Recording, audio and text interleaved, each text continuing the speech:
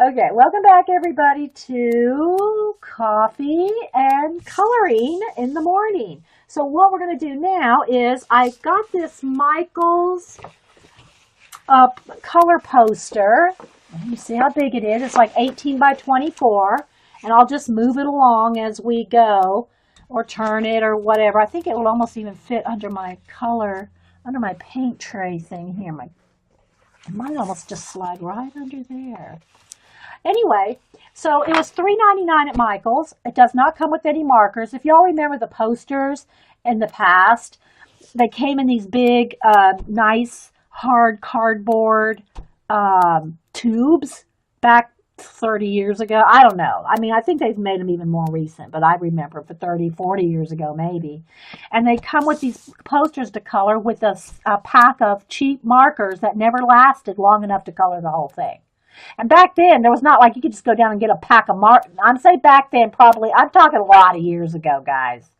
I mean, a lot of years ago. You couldn't just go down the store and just buy a pack of markers like you can now. So if you run out of markers, if they would have come with markers, you can just go get another set of cheap markers. Well, you couldn't do that then. And some were velvet. Yes, Carrie, some were velvet.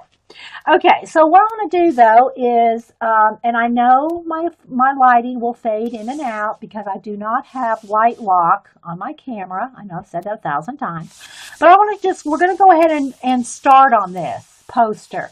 I don't know how far we'll get, and that light is too much in my eyes. Uh-oh, let's knock something else down. I can't have it right in my eyes. I need it bright, but I can't look at it. So we're going to do this. Now, I have no plans, other than I just brought up some images of peacocks just to get some of the color correct. But what I'm going to start with is I'm going to do the acrylic washes. And again, you know what, though, guys? One thing that's going to have to change before I start color penciling. My desk here is very wrinkly and crusty bits. And if I start trying to do color pencil on that, it's going to pick up those. I can feel it through the paper, you know. So I am going to have to find something like here we go. One of my, some kind of, that's even kind of rough. I'm going to have to find something to put under it when I start using the color pencil. So let's see if I have a big pad of paper or something. Here we go. All right. So I have this, I remember I showed this to y'all last week.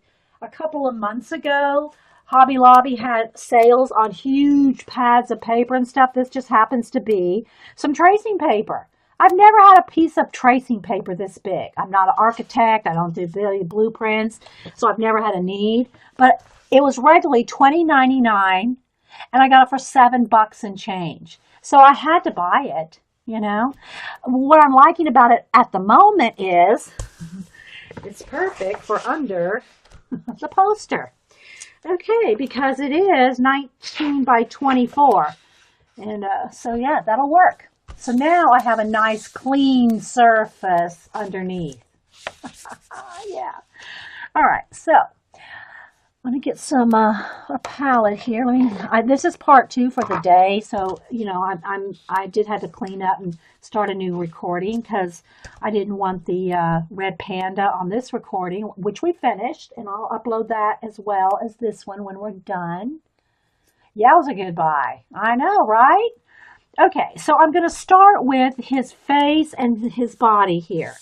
And I just use the cheap acrylic Americana paints. But I don't want to get this too dark as the peacock actually is.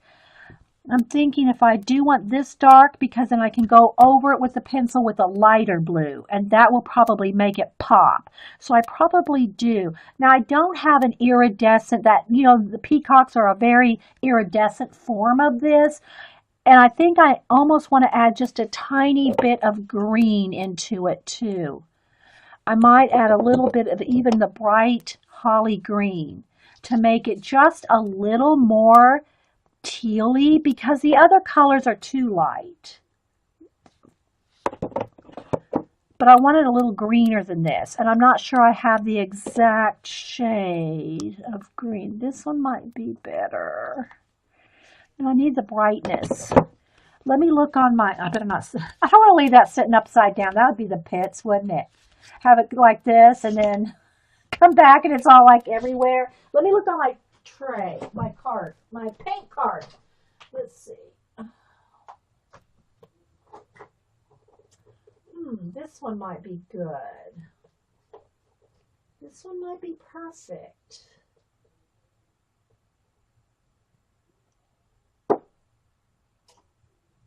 Okay, I think this one might be better, or maybe this one. Let's see what I got here. All right, so I got all these colors. None of them are the exact color I want, but I'm thinking the bluegrass green with a little bit of, I don't know, let me just put some all out here and mix it up. I know what the color I want, and I'm not getting it in my selection here, so I'll mix my own. But this bluegrass green, let me get the crusty bit off here, is probably going to be the closest thing I want, although it's a little more on the green side. So since I have that, I don't need the green. Okay, and then maybe just a little of this. I'm going to test it out. If you have any questions, put them in caps. We're winging it here, guys. Take the crusty bits off the hair. Okay, let me shake this one up. Okay, I haven't used this one for a while. Oh, it's bluegrass green too. It's the same. It's just a different. Okay, well, we'll go with these two. All right, so now let me get a nice flat brush, kind of big, medium size maybe. Here we go. All right, so now I'm just gonna, let me just kind of play here for a second and mix these two. That's closer because I don't want it quite that green, but that's too blue. I mean, I don't know if it's showing up on camera, but all right. So what I want to do now is kind of got that color. We're going to go with it because I'm going to add color pencil on it. Yes, I know what I want. I'm the boss of my color poster, Vicki. So I'm going to add quite a bit of water here. Now again, this poster is it's thicker than copy paper, you know.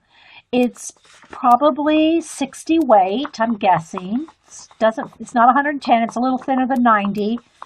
But I don't care if it wrinkles a little. I mean, and it's a big poster. We're going to put a lot of pencil. A lot of stuff's going to be going on. So, you know, but be aware if you do washes, and I'm trying to get it thin because I don't want to cover up. I don't want to lose the black here. If I just went straight color, I'd cover up all that black. Okay, I don't want to cover up all that detail. I could use some watercolors, some neo colors, and you know, some other things to you know, to do a wash on it. But as I've shown y'all before in the charts, nothing beats a wash of acrylic paint for the color, and that's matte craft paint. It's not artist grade with a lot of sheen and all that, okay? This is just Americana craft paint, like $1 a bottle, okay? But your Prismacolors and other color pencils just go on it really, really nice. Your OCD would not allow you to buy. I must have missed what you wouldn't have bought.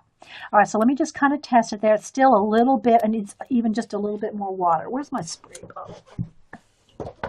Because I want it very thin. And even just the thinnest bit is enough for your pencil to grip to.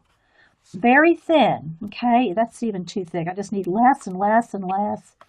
So you can see a lot of paint there I don't need. Okay, so I'm just going to do a thin wash everywhere that I'm going to want even thinner, a little bit more water. Very, very thin. So this is a way for you, and I will do this in that Game of Thrones color book too. Very thin washes of acrylic paint. Then you don't have to, you're not trying to color in every single one of those little tiny things individually, okay? You will highlight those. You'll go in there with the light tealy color and some white and highlight all those. So you don't have to color every, people are getting intimidated by some of these color books like the Outlander, Game of Thrones. They're so tiny and detailed. You don't have to color every one of those details. Okay? You don't have to. Maybe that's where it went wrong with mine. It's matte, but it's pretty good quality. Yeah, you want whatever's going to test your paints. Test your paints, water them down, and test them on a sheet of paper, any kind of paper. Test them on some other kind of paper. Make sure it's dry. That's another thing I stress over and over. If this is not dry, it will not work. Your pencil will not go over. And I know I stress that really heavily, guys. The first time you ever try to go over a wet bit with your color pencils and it either tears, pills, or just flat out doesn't work, you won't do it twice. Hey, Lily. All right, so now I'm going to just kind of move this up and do the body. Again, all the body here. I got a little blob there. I got to be careful because this probably shouldn't be sitting on here, but it is Ustream. I want to film it. So again, very thin. It's just to get a wash of color so you're not worried about every single one of those little tiny things. And it doesn't even have to be perfect. It can look like a watercolory wash. You don't have to have it perfectly flat. And you can have some areas lighter than others. That makes it even more, works even better, actually, when you go to put your color pencil, because you'll have variations in the shade there. Need a little more water. And I'm just using a little spray bottle here. It's better than dipping your brush in dirty water. It can get your colors muddy. It's just better if you're using making a wash, just to use a spray bottle of pure water.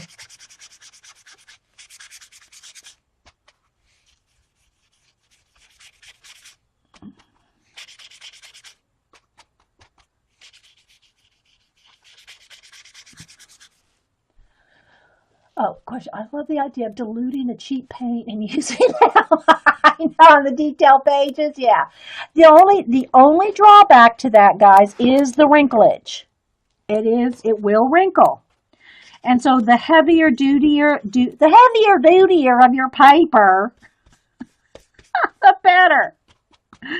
Because it will wrinkle. But if you saw like in my Animalia, if you saw that by the time it has practically covered again with color pencil, the wrinklage is minimum, even on those thin pages. But test it, guys. Test it like the back page, the index page.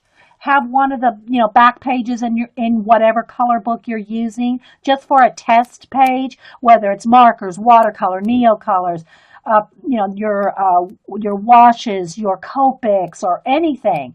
Have a back page just for testing, whatever. Because every color book, I'm telling you, every color book's paper is different. Every color book page is different. Okay, so that's I just went with a little picture of a head of a peacock right over here on my iPad in some Google Images. So now I'm going to go to another. Well, let me go ahead and I should have saved that picture because I want some for the detail. Let's see, was that it? No, but that'll work. No, that won't work. Okay, so then now I'm going to go find a good picture of the feathers. So I could have saved some of this, I guess, before I hit record. That's the one I had. That's the one. I want to save that one. But I want to see what parts of the feathers. Let me get some close-up pictures of the feathers. Not a drawing. I want an actual one. So let's see. Let's see here. Here we go. There's a photograph of one. Okay, so it looks like in these big feathers. All right, let's see his body right here. Okay, so this is interesting. All right, so his body, which is all these small feathers here, is very dark. It's kind of like this color and maybe a little darker. And I'm going to add more blue and shadows and stuff in it. But it goes from this color out to a green. So what I'm going to do is, again, let me mix a little bit more of those two colors together. I'm going to get some lime green out, and we're going to do that. Let me kind of zoom in a little. Yeah. Okay, so I'm going to do this, and let me get another palette here, because the other one's got paint from the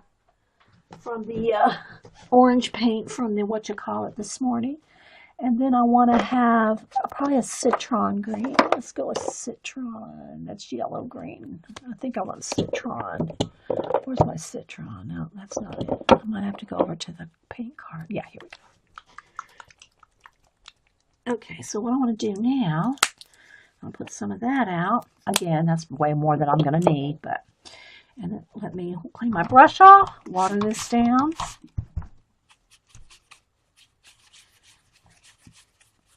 All right.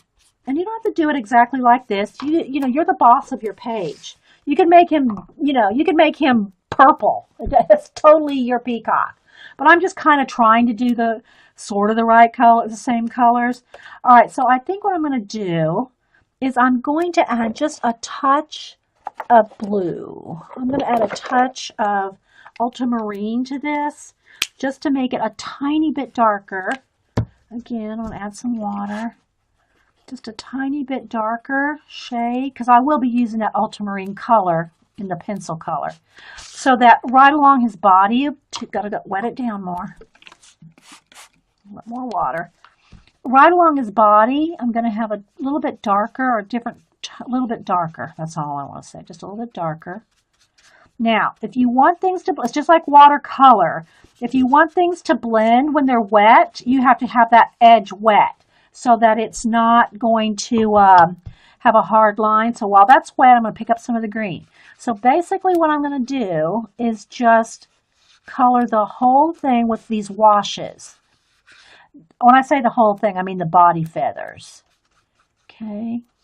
But you want to keep it moving. See how I'm going to blend it together right there? If I wait till this dries, you can't blend. So I'm kind of trying to hurry a little bit, and this is a big, area, but I want it to blend. So I want to keep that edge wet. So I'm going to just work on it a little bit at a time, and keep working my way. Oh, don't get in a hurry now, Dee Dee. All right.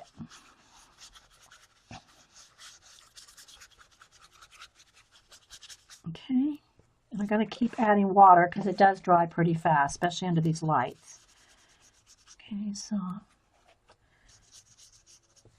I'm going to keep moving. And then I'm going to pick up some green and start blending that. So it's just kind of fading into the green. I'm not really worried too much about going off the edge of the lines here. We got color pencils to correct a lot of this. Anything you go out of lines or anything like that. It's okay. All right.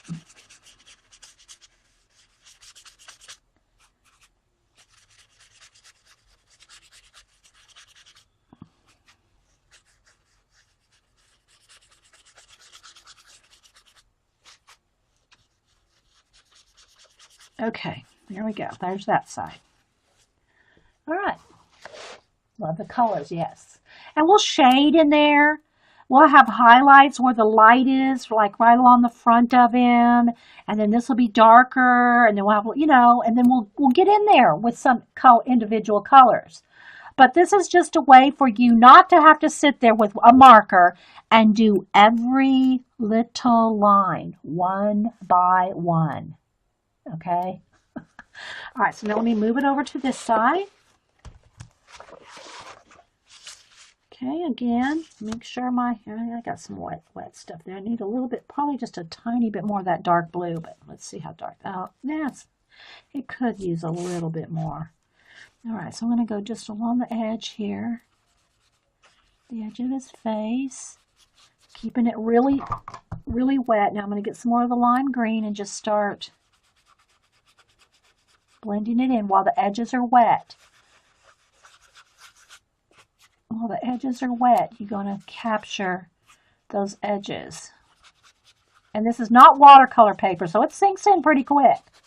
You know, you're going to get those harsh lines every now and then. Just kind of pick up a little more of the dark and kind of blend it out.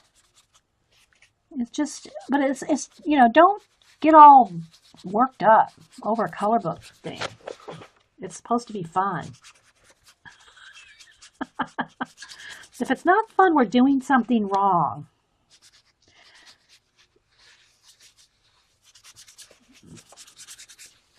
Let me move it up a little here. But, and also keep it thin enough you still see your lines underneath. But I'm just going back and forth between the green and the blue to kind of keep it blended.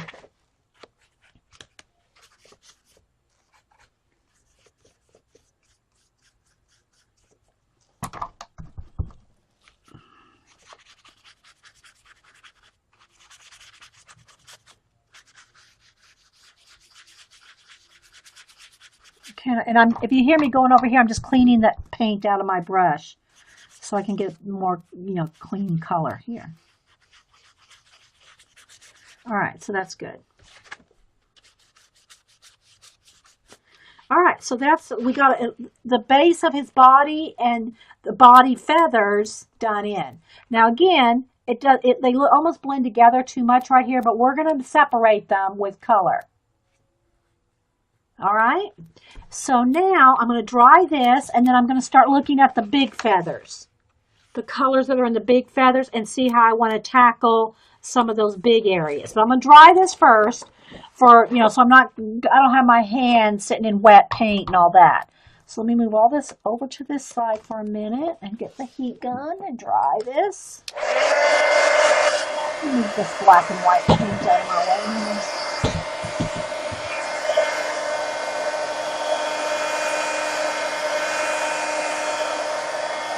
Sandy Stick.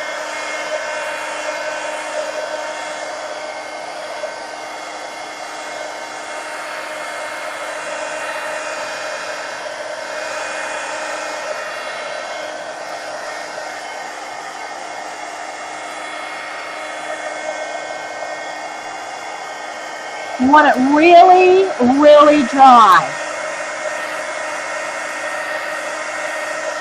Although I won't be putting the color pencil on this for a little bit because I'm going to do the rest of the washes first. If it feels cold to the touch, it's not dry. And it's also good to turn it over and dry the other side. You'll have a little less wrinklage if you dry both sides.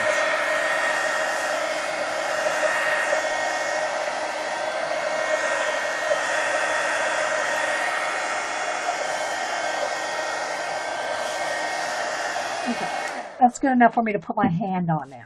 All right, so now what I want to do is I'm looking at the peacock feathers, the individuals. It looks like the background, the individual, those thin little hairs that are very, very, you know, that cross over and they're very thin, not the individual, these bits, but the background bits, it looks like almost like a dark olive green. So we're going to do that. Let's just go with Hauser Green Dark. Again, I'll just use, I think I have a little bit of space right here. And I don't need much, but you know, I always put out more than I need. And I am going to water that down. Let's get it nice and water right here in this little. And what I'm going to do, I mean, you could do the big feather part first. You could do the big feathers first. But I'm just going to go ahead and decide, you know, where the background is. So, in other words, let me look at a feather here. Do I want just this or do I want part of that too? I think I'm just going to go with these. All right, so what I'm going to do is what would we consider the background? And it's going to take me a little while, guys. So just, you know, hang in there. But, you know, you can't do too much. I can only go so fast. But I'm going to keep making sure it's wet, watered down. And I'm just going to do, it's too dark. I need to water it down some more. This kind of dark olivey green. That's, if y'all can look up some feathers. I mean, look up a peacock on images and you'll see the part I'm talking about. Now that, yeah, that's part of it too. So I'm just going to do some washing in here. And you can see how some of it's darker than other areas, and that will give it more oomph. Because what I'll do here is where this is very dark, I'll go in here with either a lighter green, olive green, and just wisp some lines in there, and it'll give you essence of peacock feather. Okay. So if you have any questions, put them in caps or just chat or whatever. Hanging and happy. Okay, Trina. But you want to keep it going, especially in the middle. See, if I just let that sit there like that, and I try to bring in, see, it's going to have a harsh line there. So you want to try to, if you're doing these big areas like this, you want to keep the edges wet. So you kind of move fast, because again, this is not watercolor paper. You know, it's not like you can do watercolor techniques, you know, with, I'm just keeping my little palette wet here. The same kind of techniques that you can do with real watercolor techniques, you would want real watercolor paper, not just this, you know, cheap paper. Okay, and I do want it kind of dark. I want that because I want that to be a good, nice contrast. So I can still see the lines. I think y'all can too. You can still see the lines, but I want it dark enough to be a contrast to these big feathers. I have to keep kind of wetting that down. Okay, so let me kind of move over here. But do be careful when you have these palettes, whatever kind of palette, and you're spritzing water, they fill up with water and they're easily tumped over. I've done it. That's how I know. So be careful whether you're using coffee lids like I do, or whatever kind of palettes, when you start spraying in water. And I know I'm spraying more water than like you probably would because of the lights, heating it up and drying it up. So I'm thinking, I think I want all this to be the dark. I want all this to be the dark, feathery area. Maybe this will be a little bit lighter because it's in front. And this one back here is a little darker. And if I go over onto one of the other feathers, I'm not worried about it because I'm going to color pencil over any of this. Okay. Oh, wait, Vicky, looking at the pictures, see the dark colors. Okay, yeah, okay, Vicky saw the dark. I was going to say, Vicky, don't leave without me saying goodbye. You always leave and I never get to say bye to you. So this feather behind that one will be even a little darker. As long as you can still see the lines that you want to color.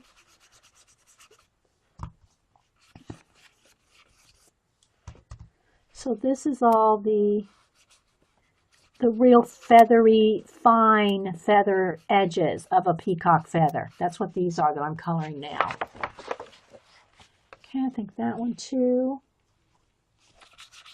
I'll do that one even lighter. Still the same green. And then right along these edges here, we'll shade. We'll shade that in so that you can see a nice distinction between the areas, the different parts of the peacock.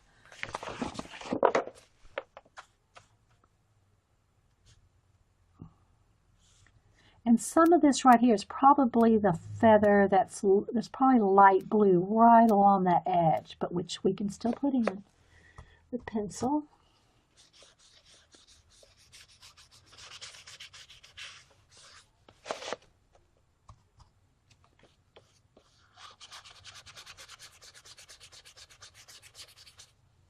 And this one too. Right along these edges here, there's going to be a lighter turquoisey color. So we'll do that with pencil too. I'm just going to get it all based in with this olive.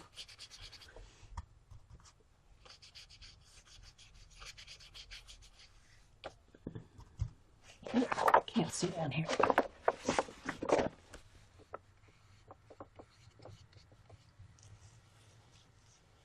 Okay, so let's move over to this side. I'll come over here. I gotta add a little bit more water to the green. Okay, I think that feather, I'll go ahead and put it on top. Because I think I'm going to want some turquoise really right around that edge. Because since it's kind of a stylized Indian print look design, it's not like the peacock feathers are in the exact color ray. I mean, like design, you know, like the little oval and all that. It's not exactly like the peacock feathers that are real feathers. So you got to kind of adjust for that. Okay, that's a dark one right behind there. Another dark one behind here.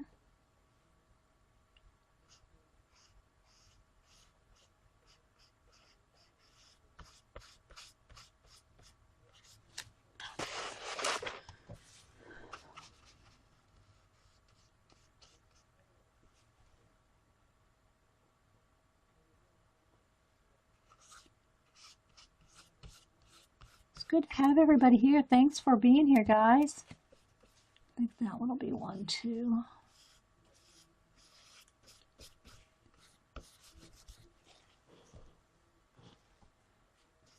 For my Monday morning streams. I'm glad we got the red panda pretty much done. I can tweak it a little bit more, but I think we got it pretty much done. Okay, I'm moving down here. A little bit more water. Let me add a little bit more water. I want this really a wash.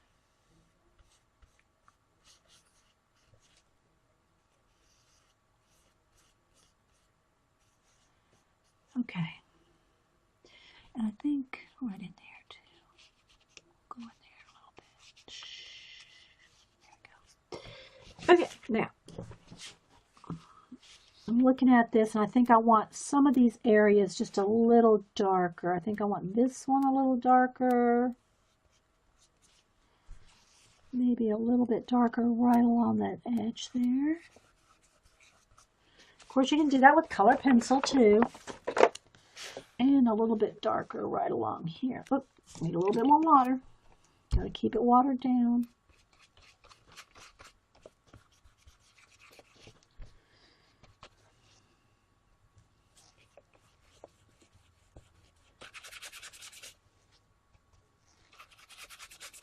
Okay, now, and again, you got to be careful with how much water you're putting on here because you don't want this to start pilling. You know, your paper, it's only gonna, you know, I can see a couple areas where it's starting to like pill, you know, like pull up. So you got to be careful not to, you know, at least if you want more layers, it's better to dry and then add another wash. Okay. Rather than a whole bunch of layers, wet, wet, wet, wet, and then it starts pilling and tearing your paper. All right, so I'm going to start drying now, so give me a minute.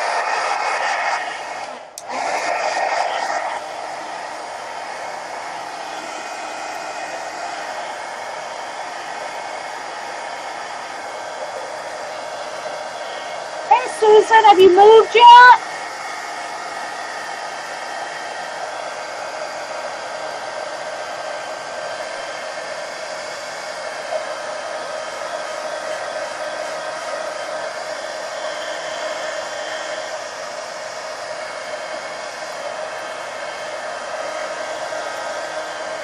And if y'all have not seen Miss Vicky Bees, I just saw her name again. She put up another unboxing. Hubster's homecoming stocking checkup. I hear the garage door opening. I'll go check on him real quick. Make sure he's still going to be with us. I'm sure he's fine. Anyway, she has a cool unboxing, Miss Vicky B. If you want to put your YouTube channel in there, an unboxing that's really cool little Christmas stuff. It just gets you in the mood. It's just so cute. Okay, so guys, now I'm recording. So if you're watching the recording, just fast forward for a minute. Let me go check on the Hubster, and I'll give me about 2 minutes. Okay, so I'll be right back. Whoops. There we go. Okay, I'm still recording, but I'm coming down to check on you.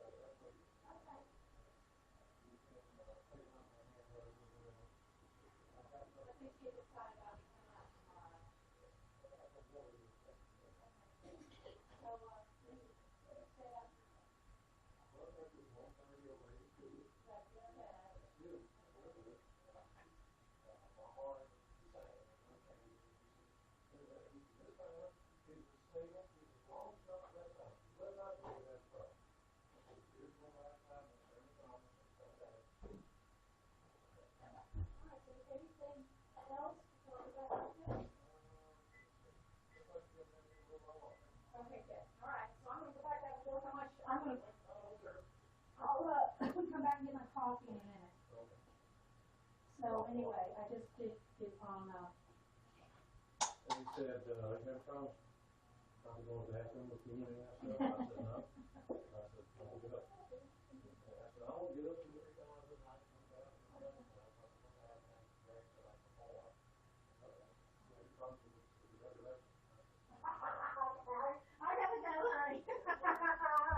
You're so funny.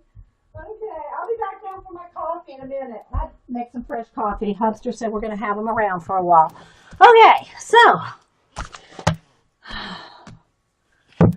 All right.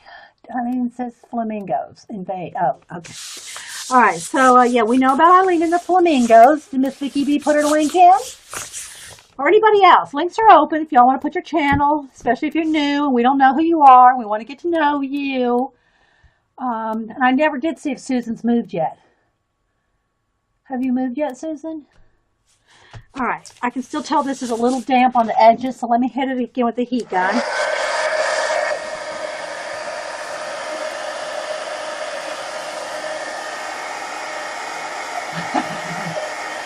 Yeah, you got to watch Eileen's links. And if you have not seen Sandra and Ash have elves doing elf things, I haven't done any this week. Well, it's only Monday, but I will probably go to Denise's tomorrow. So I don't know that I'll take Eileen and Bridgeton, ETEE and Bridgeton with me, so they might get into some antics up there with the grand dog. But I'll try not to let the grand dog get a hold of them. Okay, so now let me go back and look at the feathers, the individual feathers. Okay, so I want to concentrate.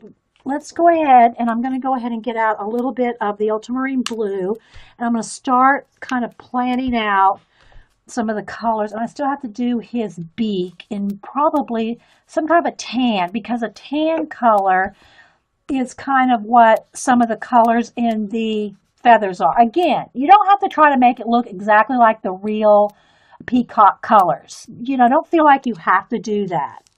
I'm just kind of doing it, you know, and I'm not even trying to be that exact, but all right, so I'm going to get a little tan, and let me get, where's my water bottle? Okay, Susan, I was just wondering, because I saw y'all talking about it, and I didn't know if you had moved yet. That brush is too big. Where's my littler brush? Okay. Get a smaller brush here. Oh, that one's good.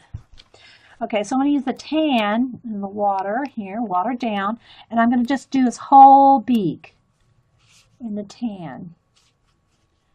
Right up along the eyes. Again, we can add more color on top of that. And that's not even really an issue right there. That's that's not even real. That's just their own stylized feather face right there.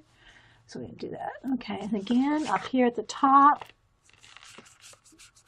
he's got his those feathers that stick out on top of the peacock. They got them kind of bundled up here, kind of wrapped. All right, so now let me go over here to the blue and water that down. And the dark blue kind of centers.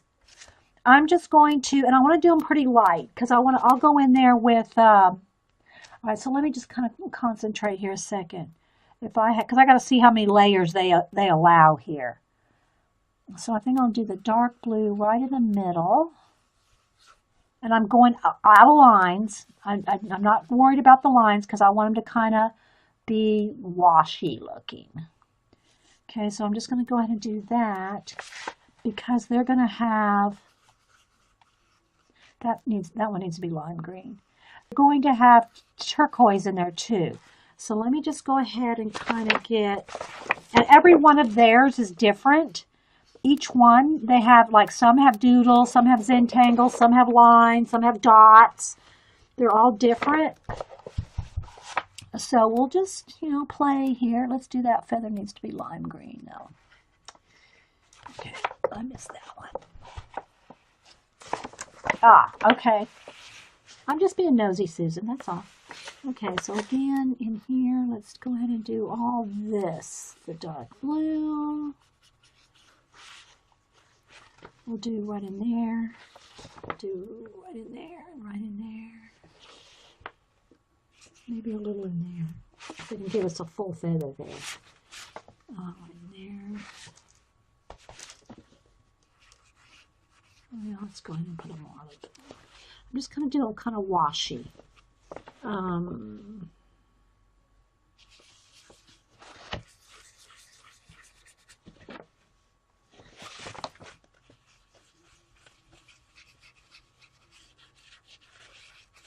Need a little bit more water.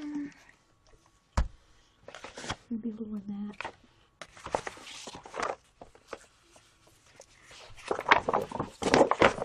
And also, this is probably a good one to do because he's like, you know, iridescent. They're kind of iridescent. This would probably be a good one to use if you have gel pens. And speaking of gel pens, I did buy a set, and I forgot to show y'all that on Saturday.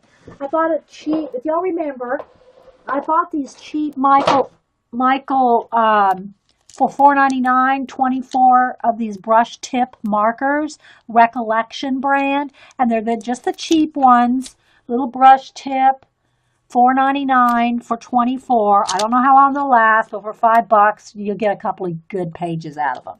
So they also have their gel pens, which are, let me see how many are there, 4, 6, 7, 8, 10, 12, 15 or 16 of them, it looks like. And they're bright, pretty bright color gel pens. These kind of gel pens, they're again, $4.99, Recollection brand. I don't know how long they'll last. I mean, I have my nicer Sunburst, the gold, silver, and white that we used on, that I showed you that we used on the Red Panda, that are very concentrated, those Pentel ones. I'm not saying these are going to be like that. But these kind of things will be good to add some little areas of punch. Have you used the pencils? The Recollection pencils? No, I've not bought the Recollection pencils. I gotta tell you guys, it's gonna be hard for me to get off of Prismacolor and or if I get into Luminous or the Pablo ones. Those are just the most blendable things for me. I just love, even though they have the breakage and the problems and all that, I have just not found anything that I love as much as those. Other than perhaps, I haven't tried the Pablo ones, the Caran d'Ache Pablo, and I've only had a limited use with the Luminance that Eileen gifted me. So, no, I don't. I like the wax pencils. I mean, some of the other ones, like I guess, are called oil based, like the Luminance, I think, are oil based, and they all work together. Well, pretty much. I mean, I'm not saying they're all going to blend exactly together. And Ro did I don't think she's here. Did a show, which I didn't know she was streaming when I was on Saturday, or I wouldn't have streamed. But anyway, doing a comparison to some color pencils. So, in particular, the Derwents. So check out her. She put it on YouTube. I think she put, yeah, I'm pretty sure she has it on YouTube now. So check that out too. Bye, Janet. Okay, so anyway, I'm just showing you can get a lot of gel pens for $5 for, you know, and again, they're not going to last forever, you know, and all that. But for $5, it's worth a try. Although I wouldn't, you know, these are going to be much better. For gold and silver and white, the Pentel Sunburst. These are awesome. And you get 2 for like maybe $4, 3 to 4, depending. You can use coupons too. Use coupons on all this. All right, so now I want some of the tan, but I don't want to go crazy with the tan in the feathers, although in the actual real peacock feather, there's quite a bit of tan around the blue and turquoise. I'm going to just do this. I am going to just do like a little bit of a wash. I'm going, it's touching the other colors. Whoops, let me pull it down. It's touching the other colors, but I really, guys, I just want this to kind of be a wash. And so then when I go in here with color pencils, even though I may be going over some of the brown and the blue with one color, it's going to be it's going to have a nice effect. Okay, so I'm going to put some of the brown, the kind of tan color, just kind of here and there around it. And I'm going to also put some more turquoise, but I just want to get some of that brown color in there. And you see, it's touching the blue. It's okay. I just want to get a base coat in here.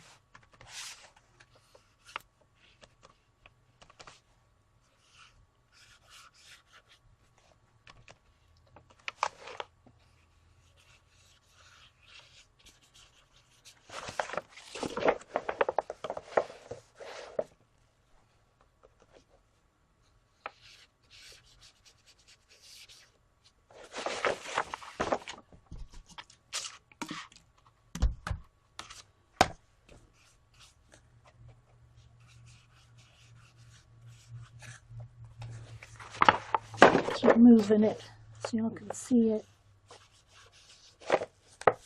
I'm just trying to get everything base coated. All right, so now I want two other colors involved here. A bright turquoise and a bright green in these feathers. For the gel pens, you can find them the Tech Riders from Costco. Okay, so Trina is saying Tech Riders from Costco for 20 for 100 pens are awesome. Okay, so if y'all have a Costco, check that out. All right, so now what I want is some bright green. I don't want the lime green. I almost want like true green, like grass green. So, which I could use, I could mix from these other two colors I got over here, but I'm just going to squeeze out. I think I got it clogged up. Come on, guys. I might have to use the other green. Where's a baby wipe? I got it all over my hands. All right, let me get a baby wipe.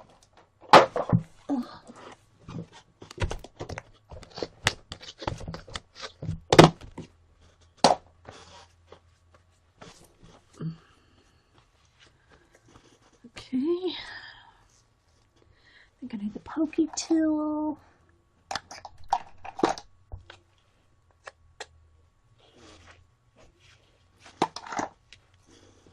I just need a drop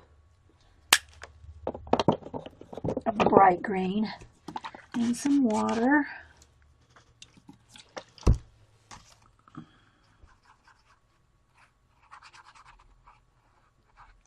I need more water on that. See, look at the water pulling up. I got to be careful not to get this drippy over on my poster. So let me set that down. Okay, so when I want around the brown, I'm going to want some of this brighter green.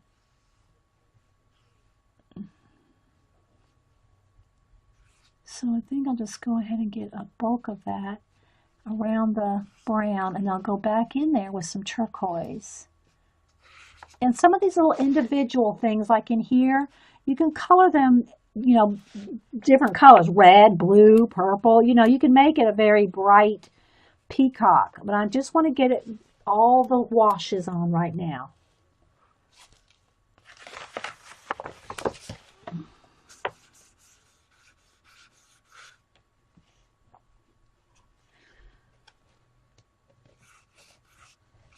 I'm going to add some extra turquoise. I need a little brown in there, I think. I'm going to put a little brown in some of those.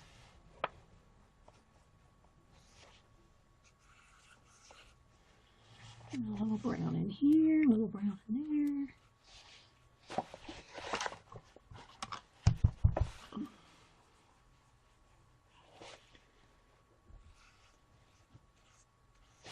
I'm just getting some washes around it.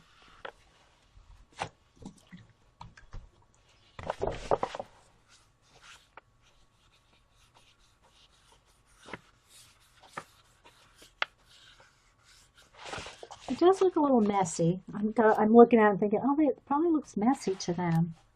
But we're going to fix it up. A little more green in there.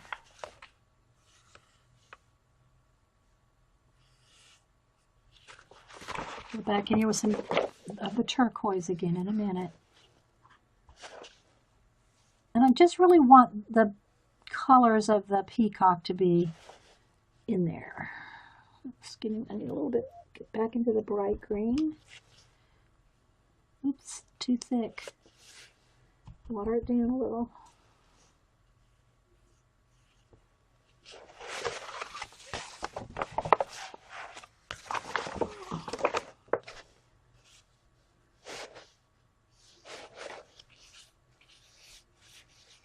Okay.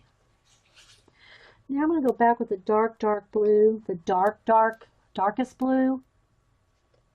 And I really want to have at least a couple areas that are really darker than every other area.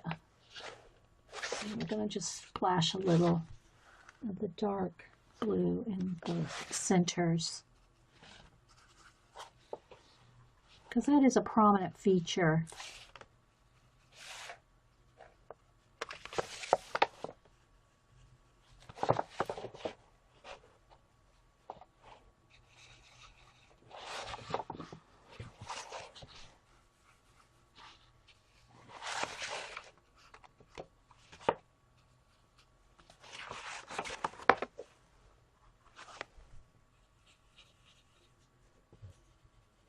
Maybe the big one. Okay, now I gotta dry it. I think, wait, one more thing. Let me do these two big ones here. I decide what I want on them. I think I'll put some lime green on the outside edges of these. And then the turquoise is going to be in the middle, because these are the only two. You leaving, honey? Okay, see you later.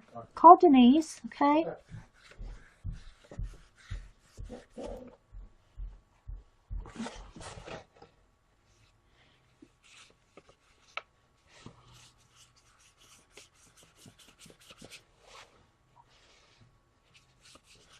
And then we'll kind of wash it out with some turquoise in every feather. We're going to put some turquoise.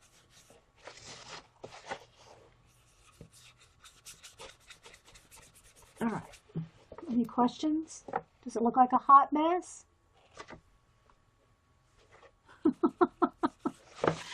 Okay. Oh, let's do a little bit lime green on this one too. All right, let me dry it. Then we're going to put in some turquoise. No, I think I need a little lime green right there. Okay. Let me dry this because the paper is going to start getting too saturated.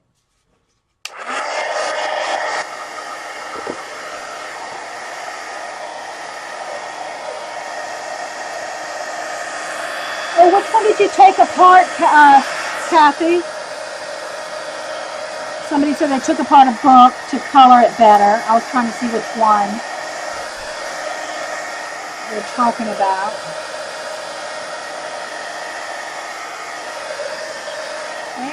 Thanks, Vicky.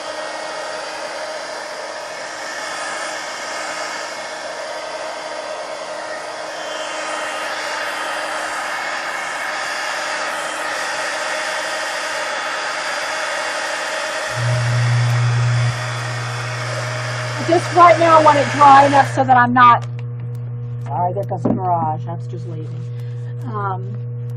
I just want it dry enough so that I'm not, running my hands because I'm not ready for pencil yet.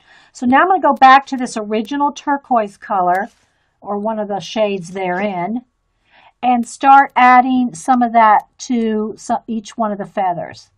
And again, I'm just going to kind of not be very particular as to, I just want some in there. I want some turquoise around maybe some of the brown,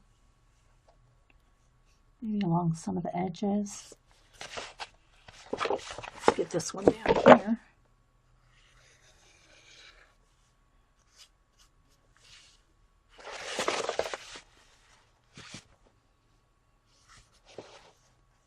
So I guess the main thing I'm trying to stress today on this is, just get some base coat in there. And when you start going in there with color pencil, you'll see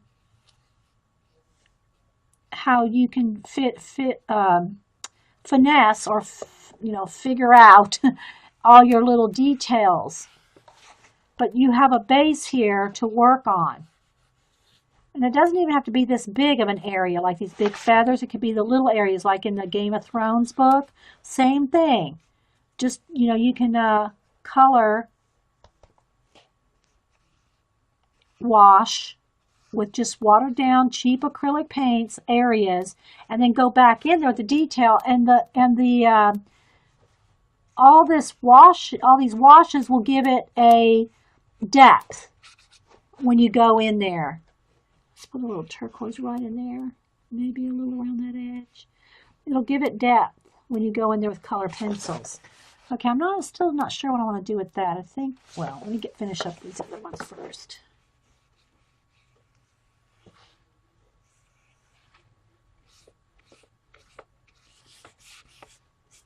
I think I'll put some more turquoise in there. It needs a little bit more lime green too, I think. We'll see.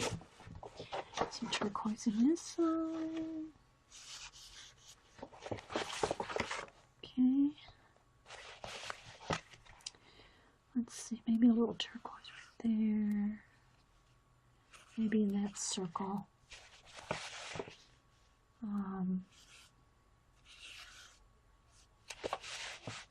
And like I said, each one of these feathers is a little different. They're not like a real peacock is very perfect feather. Every feather's the same.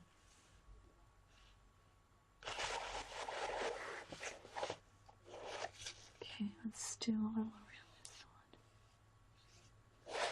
one. Do a little around this one.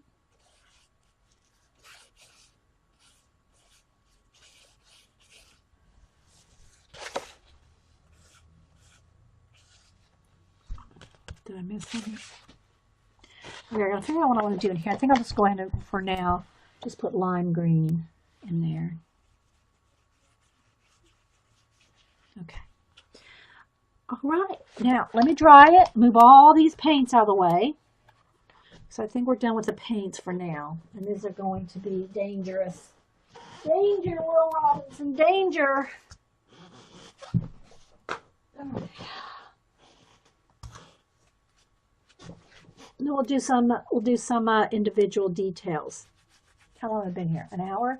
Okay. All right, let's put up the paints out of the way.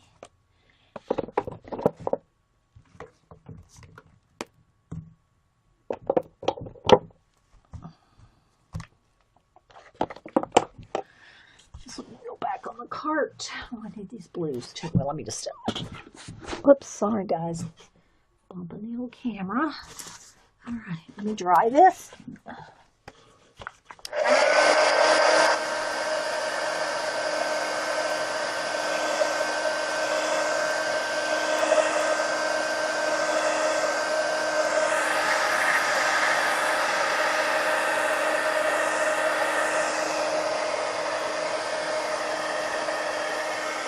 And when you're doing something this big, you know, you have to kind of look at the whole thing. Like I decided where the olive green was going to be in the background and that sort of thing. And it's kind of the same way when you go to do the details. You might want to just kind of like concentrate on one area and get it established as to what you want to do in that area, so that you're not having like some weird odd, just like a big bright thing of red somewhere, and it doesn't fit the whole, you know, the whole composition. So you want to kind of work all over. I mean, I don't want to say like that.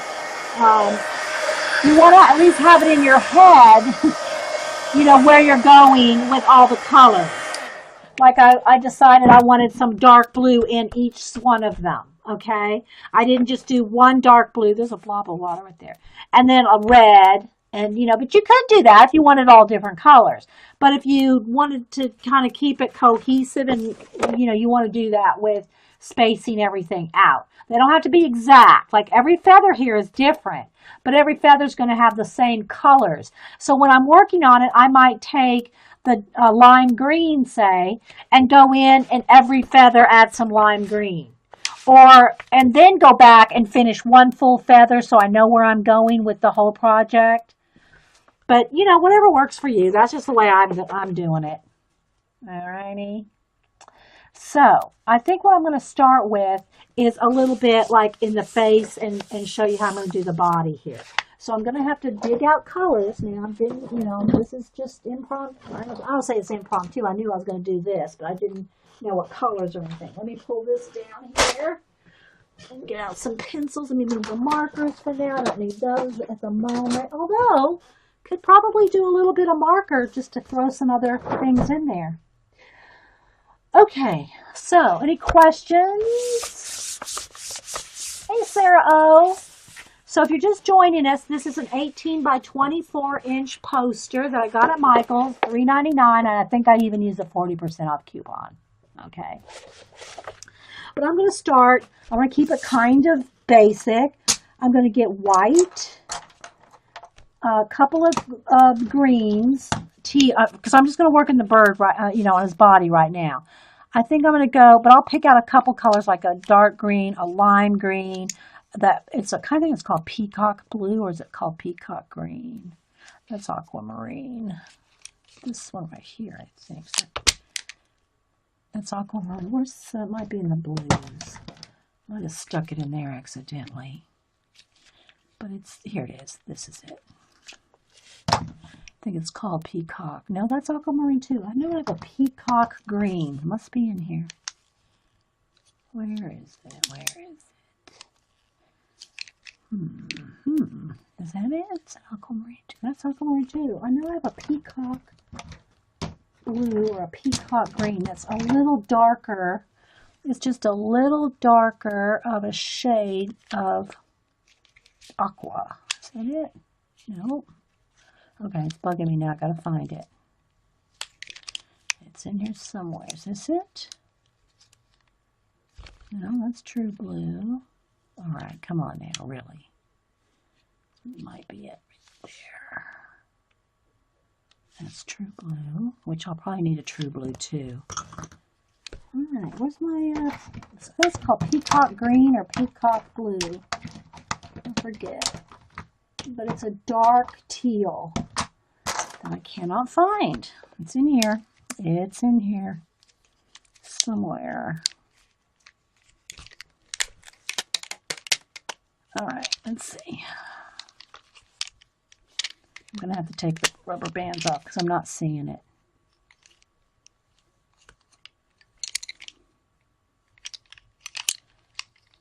True blue. Aquamarine. I know it's called peacock something. Peacock blue or peacock green.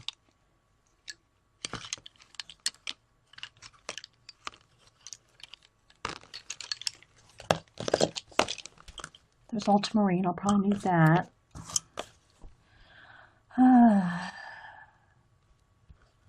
Don't think that's it, but although the name is covered up, that could be it. Because I've sharpened the name off. Here it is. There it is. Okay. All right, let me bundle these back up. Peacock blue, which is number 1027. Peacock blue. All right.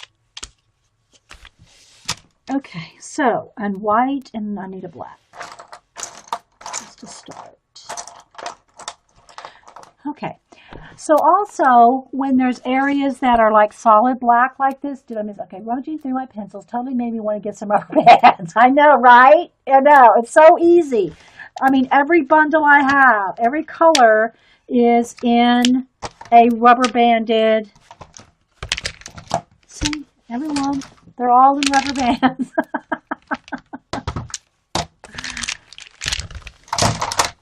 Okay.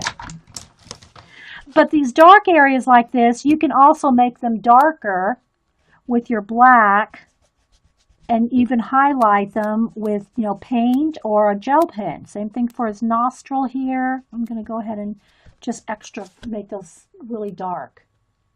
Nice, right? Nice contrast. And you might want to do that, say, around some of the darkest blue. You could go, and this is what I'm talking about by going all over the poster. See, I'll go around each one and add a little bit of black to each one. Now, as long as I can remember that I've done that, I don't have to sit here and do every single one right now, but I can do it,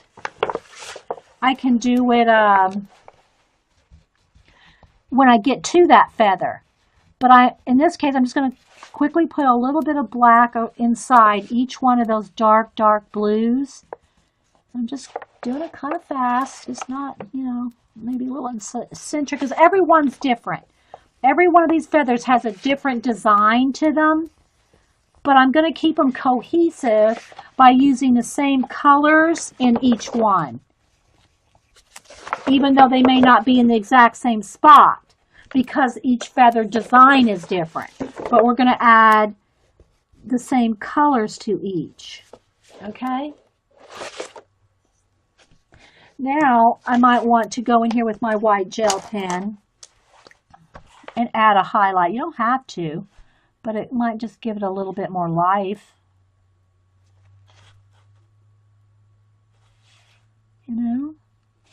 Maybe a little bit in the nostril, just a tiny little line, something like that.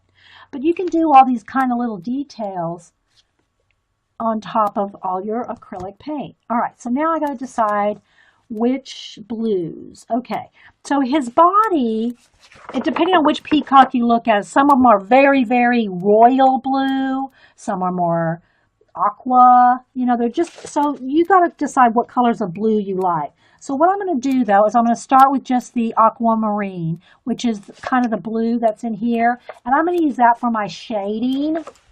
I already have pop, yeah. So I'm going to go in here with the dark blue. I hate to zoom in too much because I'm all over the place with this. I don't know. Y'all decide. If I zoom in, I'm going to end up going off camera a lot, I think.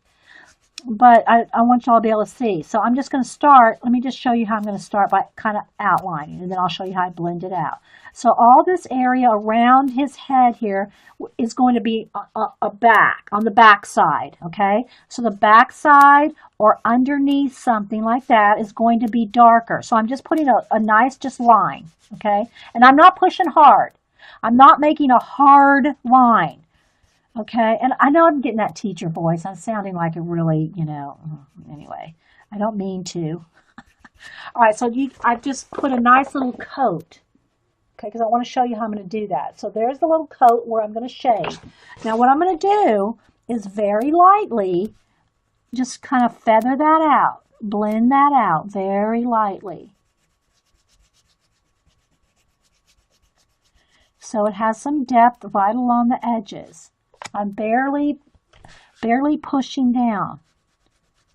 And I'm not even thinking about those circles. I'm not even considering those circles at all. Okay? I'm just thinking about shading.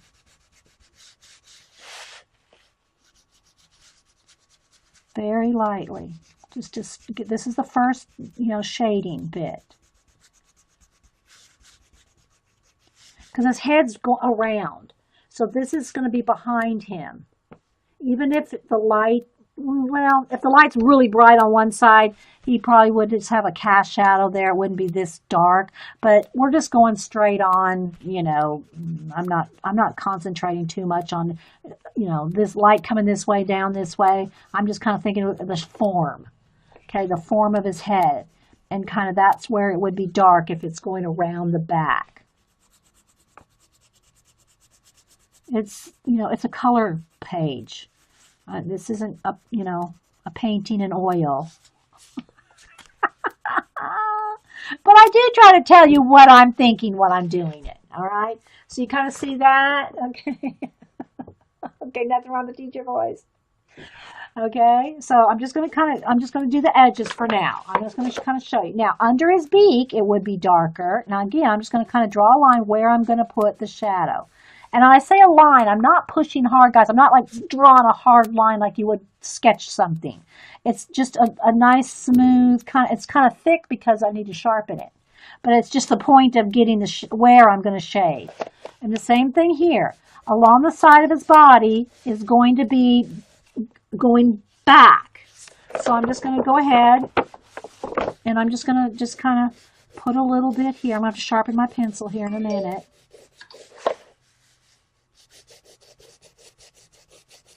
Okay, same for this side. I'm not even looking at the circles or the design at this point. I'm not saying you can't. You're the boss of your color book. You color it how you want. I'm just showing you how I'm going to do mine.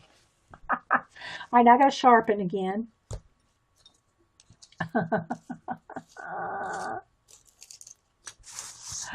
And you talk, I talk. Well, yeah, and again, I'm trying to talk it through how I'm doing it. I'm not trying to tell you this is. Oh, it broke.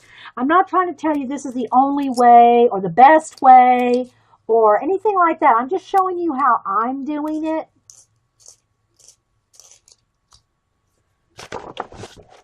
Okay, so now I'm going to go in here and again, just kind of feather that out. Not too much. Don't go, don't feather it. Don't get it so dark in the middle here because we've got a lot more colors to put and those designs to pick out. I just want a little bit of shadow under where the, shadow. And I'm not here to teach you where the shadows and highlights are. I'm just going to show you what I'm going to do with this page. Okay? Well, at least you had the knowledge base. Well, it's, I've just been doing it for so long, I've been doing art for 50 years, and I mean literally 50 years. So, I'm just kind of feathering this in. Again, it doesn't have to, as long as it just looks blended. We're going to add some more blendy colors in here. Okay, I just don't want a harsh line. I'm just getting rid of that harsh, line that I just put there just to know where I'm going. Okay, and I got to keep moving up in the camera here. But thanks, Jean. Jean, who's an actual music teacher, a real teacher in Canada. Yeah, I give you a place to start. That's true, Carrie. I give you a place to start, and I try to inspire you. I try to show you that it's not, you can do this stuff. Now, I'm not saying can you, do a full-on out portrait in color pencil like I do. You're probably not going to be able to do that without a lot of practice. It's not impossible. But, it does take, everything's going to take practice. You wouldn't expect to go pick up a musical instrument and be able to play it. You just wouldn't. Well, why do you think that you can pick up any kind of, realistic, anybody can pick up some colors now. Don't get me wrong. Everybody can do some of this stuff. Everybody can do some of this stuff. What I'm doing here, everybody can do. But, you kind of be a little gentle with yourself and don't expect, that you have never done anything in depth and then be able to pick up, a paintbrush and paint an oil painting, let's say. Okay? My grandmother started to teach me how to read and write when I was 3. So I probably started, doodling when I started, picking up writing. But I've always loved drawing and art, whatever, sometimes, there was no real teachers that I had. And I've also always read a lot. And we moved a lot. I grew up in the military and I married the military. So we moved a lot. So a lot of times, I could take a class here and there, and I went back to college a couple of different times. But, I just, if I wanted to learn something, and there was not a watercolor class in Anchorage, Alaska in 1980 something, then I bought a book. You do what you got to do, if you want to learn. Okay. Now, some of his iridescence, I'm going to just kind of make a few little areas of dark blue. I'm going to blend this out. With the turquoise.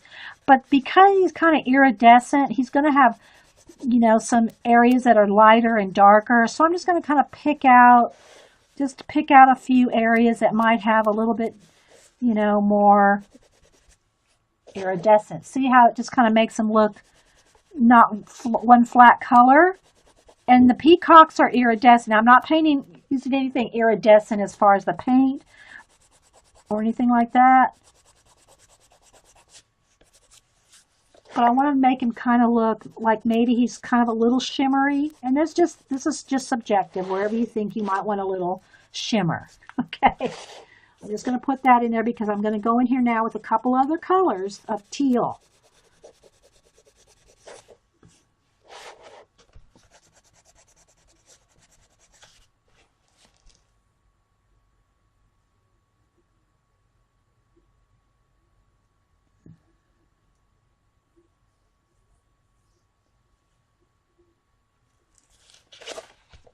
You take the fear. Well, I hope that you can, thank you, that's nice to say. Someone said that I took the fear away. Well, this is how I look at it. I always try to do my best, whether it's here or anywhere. But when I'm doing this live, and Paula's the same way, she's mentioned it before too, it's like, if it messes up, if something doesn't turn out, it's like, hey, if I can do it live with, however many people are here, what do we have? 60-something people. And, if you can do that while and not worry about it and don't be afraid. Here's the thing. This is just my philosophy about it. I want to help y'all to be, try things, inspire things, pick up a brush, a pen, a paintbrush, whatever, and try it. And I try to do my best on it. But if you don't like what I do, to tell you the truth, it doesn't bother me. I don't want to say I don't care, because that just sounds really tacky.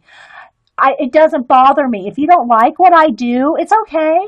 There's other teachers and instructions and technical things out there.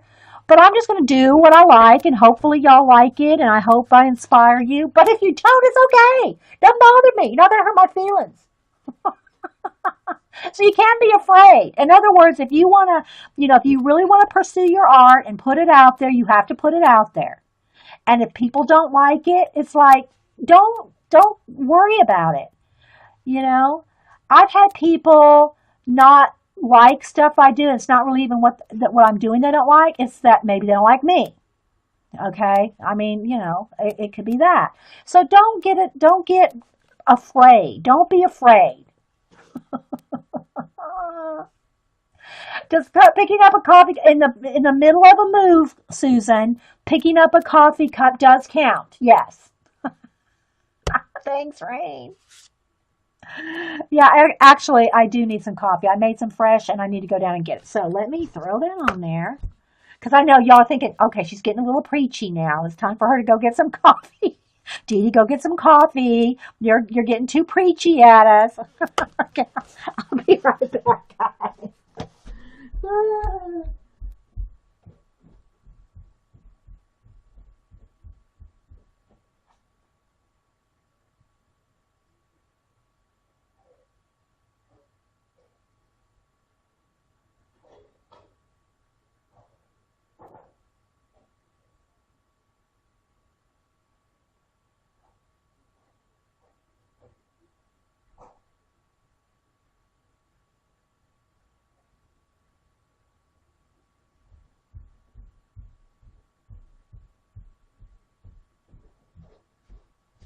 So I guess what I'm saying is, don't let people that, for whatever reason they may have, either give you a thumbs down or, say, oh, who do you think you are? I mean, I've had some of our girls in our group have had family members say, you're not really good at art. I mean, I've had people tell me that their family members have actually said that to them. Yeah, you just gotta well, I won't say what I was going to say. You got to get some strength. I'm copying my pages as I didn't want to wreck the books. Yeah. Now, if you want to say, if you bought a book and you there's a double-sided page and you only can use markers or Copics on one side and you love that picture and you want maybe thinking about framing it and keeping it and whatever, make a copy on cardstock. that's heavier so that you can do, but for me, other than a couple things out of one of the Paris color books that I wanted to actually cut out and put in another journal, I usually I'll cut up an original book, especially if it's, one's just one-sided, even though I have cut up some double-sided ones too. But, that's all going to depend on your funds, how much you love the book. If it's absolutely, you love that book so much, you would never cut anything out of it, but yeah, don't be afraid. And you don't get better unless you practice. That is true, Mac. Yeah, that's what I was going to say, Sandy Chick. But I didn't want to say that on a recording. So, yeah. But Sandy said it for me. Yeah, Sandy. Oh, good, Rain. Good. Y'all make me feel good. Thank you. Yeah, I know. That's pretty sad when your family members are doing that to you. But hey, if you love it, if you love it, you will keep at it regardless. I mean, no matter what it is. All right, so now I'm going to go ahead and get that Peacock blue that I couldn't find for the longest time. Is this the one? Yeah. So now I'm going to take the Peacock blue and partially go over the dark and then some into the light area. And basically, I'm trying not to say basically. And I'm trying to put another shade of the blue-green in there. Okay. And if you want to only use white color pencil and no gel pens or any kind of paint, it's probably a good time now before you get too heavy-handed. If you want some real, real bright whites in certain areas, to go ahead and put that in now. Because once you get layered up with different colors, once you get layered up over the acrylic, you're not going to get that bright white, okay? The bright white has to touch the acrylic paint if you want it bright white. Remember the chart? Remember where I showed you the, let me see, where did I put the chart? Where did I put the chart?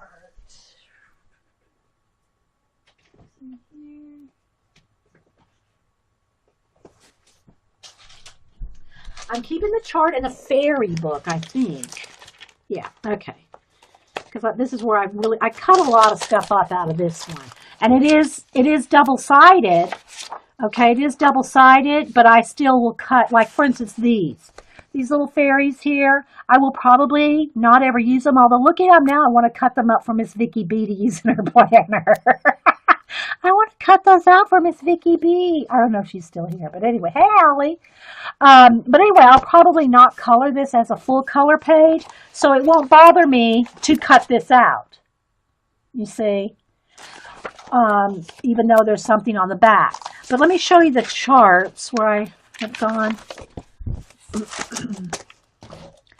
So what we did on these charts is show you different bases of watercolor ink tints, Neocolor craft paint, acrylic ink, markers, everything, for a base coat, and then taking a black and a white pencil and going over each one of those to see the brightness and intensity and what it can and cannot be done, layering. And nothing keeps the vibrancy like acrylic paint. Although I use Americana, as long as it's a matte paint with no gloss, no satin, which, those may or may not work. Probably depends on the brand. But look how bright that is right there. And I've shown this a bunch of times where if you take, and I'm going to go ahead and do it one more time because it really stresses the point of how you have to have your white or light. If you're wanting that intensity of color, it has to be on the acrylic. If I put a layer of light blue here and then try to go over that pencil with the white, it is not going to be as vibrant as straight over these acrylic areas. Okay, and you may not be able to see that. And that's just because the white goes over the acrylic much better than it does pencil. So let me just do I'm going to do a little demo again for y'all. I'm going to just take just a just a touch of like black paint. That's even more than I need. And I just want to have some black acrylic paint here. I'm trying to smear it out because it'll dry faster. Where's a baby wipe? Let me dry that real quick because this is just really important. It's very important. You get this. It's very important.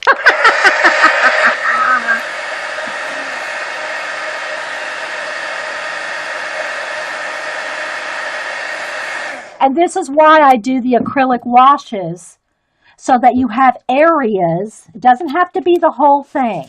You know, it doesn't have to be every little area where you might want a bright white. You can still use a gel pen and all that, or even just white paint. But let me do that, and here's this black. Okay, so there's black acrylic, and this side's dry. That side's still a little wet. Now let me show you. I'm going to put real hard pressure and give you a solid black. That's with solid black with a pencil. Okay, now watch. Watch with the white. Wait for it. Wait for it. I'm going to put extra hard pressure on the pencil. Look, I am pushing. Well, I'm just smearing it. I'm going to push real hard on the pencil, real hard on the black. Look, look, that's full pressure on the black, and you can't even see the white. Now, let me clean off your tips. Okay. Now, I'm going to barely touch the black acrylic paint. Look, I barely touched it. This is as hard as I could push on black pencil. That's just barely touching. Well, no pressure. Look.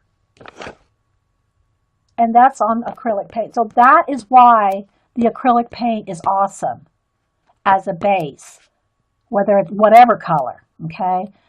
And that's why that you can go over the acrylic so nicely with it. Okay, so I'm not really going to try to pick out the whites right now because I plan to use, if I want any really, really bright highlights, I'm going to use a gel pen. Okay, I might do some shading here in a minute, but I'm not going to worry about picking out certain circles. All right, so now going back to my Peacock blue, again, I'm just blending out. I'm going over the dark blue I already put in, and then just kind of feathering it in a little, just to give it another little color. See, but not the whole thing, because I want them to kind of have an iridescent feel. You know, I want them to have kind of an iridescent feel of different shades of turquoise and blue.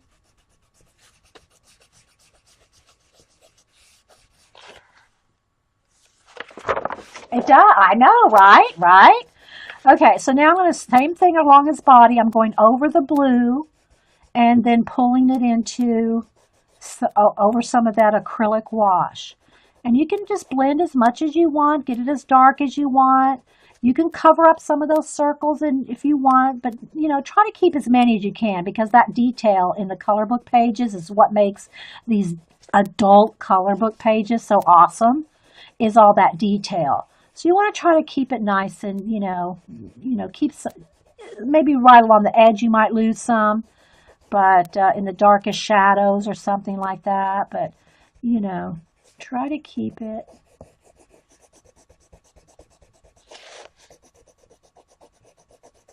So I'm just trying to show you that you don't have to get in there with every single little tiny detail. Now we're going to go back in there and pick some of them out, but I'm not going to do every single one. Hi, Allie. That was quick. Allie came and went. She must not want to draw a peacock or color a peacock. Just kidding. Just kidding. All right.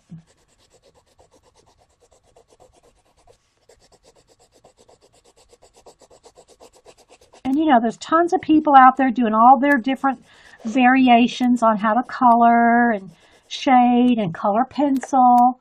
You know, go watch all of them and see what kind of style or what kind of technique you like. You know, there's all kinds of, you want to color every little one of those because you just enjoy, like people that like to Zentangle would probably love coloring in every one of those little things individually. Probably love doing that. If I did that with every color book page, I'd still be on that first color book page. I'm Okay, bye, Lynn. Thanks for being here. You know what I mean? I would still be on that very first color book page because there's just, and that's okay if that's your if that's your relaxation.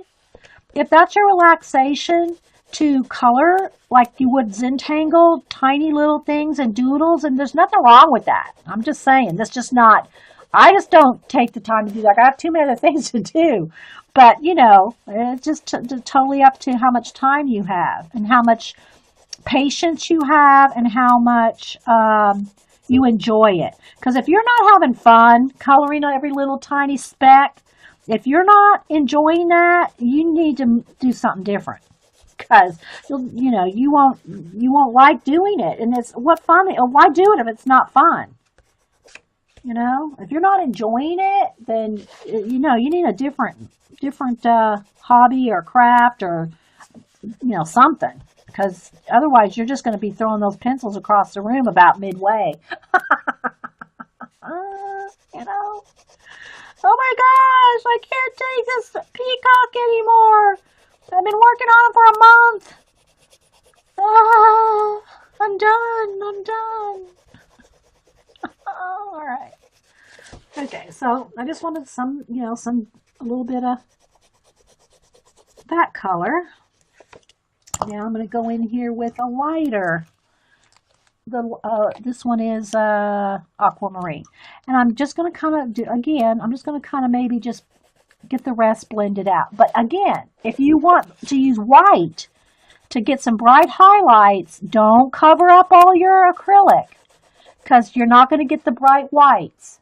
You will not get the bright whites on top of your color.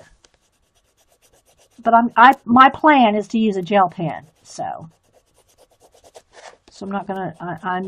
I'm not worried about that. But I just wanted to show you how y'all can do a full wash over the whole thing and cover a lot of area, and it still has lots of detail. Okay, now you can get in there in a minute. Hang on, we're gonna do some more detail. Let me finish. Now I'm not gonna color every detail that I'm gonna do. Like with a gel pen or whatever, I want to move on to a couple other areas. I want us to do more than just this body. I want to do some of the feathers.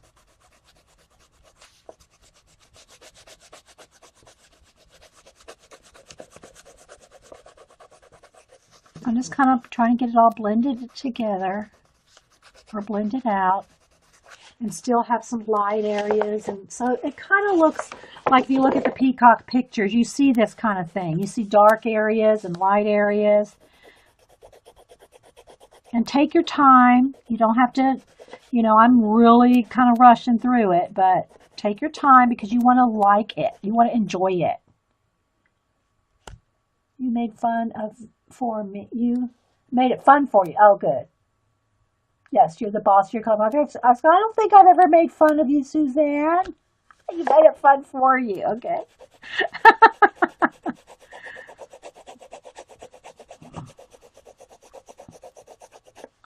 All right, so there you kind of see, okay? And then you can use different things. Let's see, what do I want to do? Should I try some, I don't know if the cheap gel pens, how well they work on this.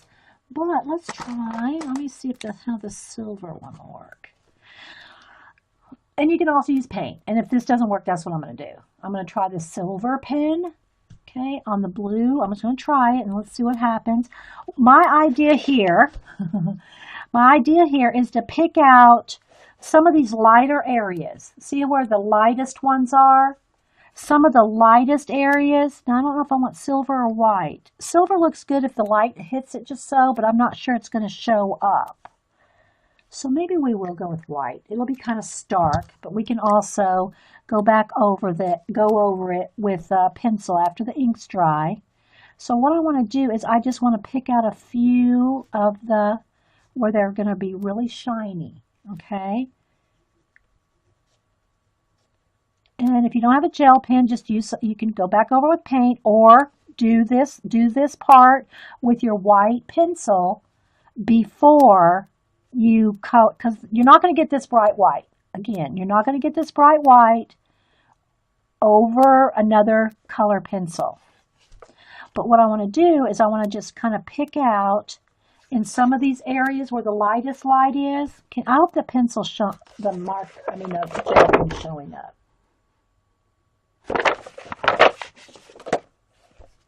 And I'm just going to try to make that some of the highlights, like that's where the light is hitting some of those. And you can do as many or as a few, or maybe just a couple in the back here, just like where it might be a little bit of a glow on a couple of them. But, you know, it's really not a plan other than I'm just picking out the lightest lights here and there.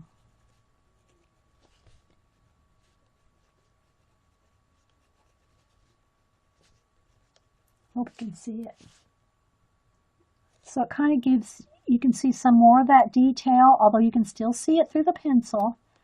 And it gives it like a little bit more of a iridescent vibe. You know?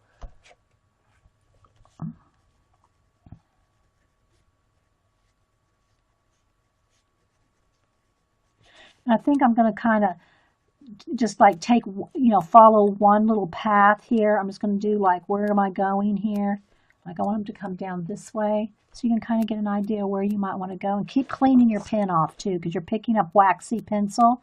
So you want to kind of keep wiping your pencil off on something to keep it from clogging up. And this is just the Signo Jelly Roll. That's just it. That's what it says. And I buy them in the packs of 3 at Hobby Lobby for like under $4. I think they're like, because I use a coupon, so it's hard to remember. Because I always use a coupon on all this stuff. Thanks, guys. So I'm just going to kind of pick out some of the areas where I've left the lightest blue and add a little bit even lighter. And I'm not being extra careful. I'm not like, look, I'm not filling in every little tiny feather. I'm just kind of edging some. They're all different. And this is wet, so I don't want to be smearing that right now. You know, I'll hit it with a heat gun, but, you know, got to let it dry.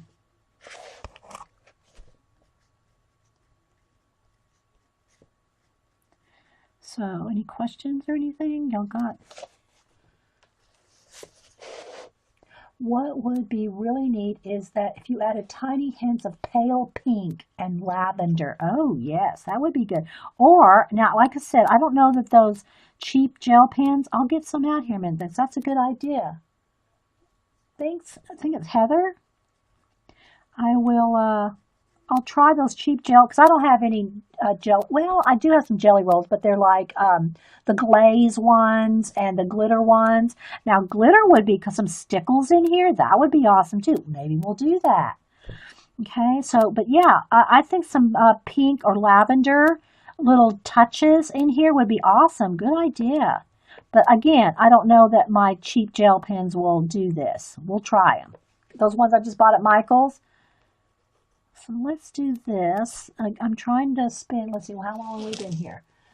An hour and 30, 40 minutes? Okay, we'll spend another 15 minutes doing some of this and testing out Heather's idea with the pink and the purple, maybe a little bit. If I can get the gel pens to work on here, we'll test them out. And then we'll maybe put some stickles. Yeah, some stickles.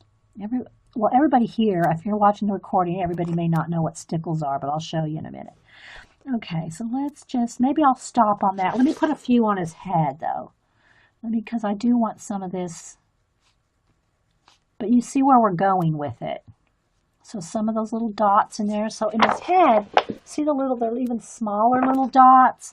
So you can pick out some of those. You can pick out as many as you want. You can have them really, like lots of white areas. I gotta clean my pen off there. But I want to pick out some of the brightest ones here.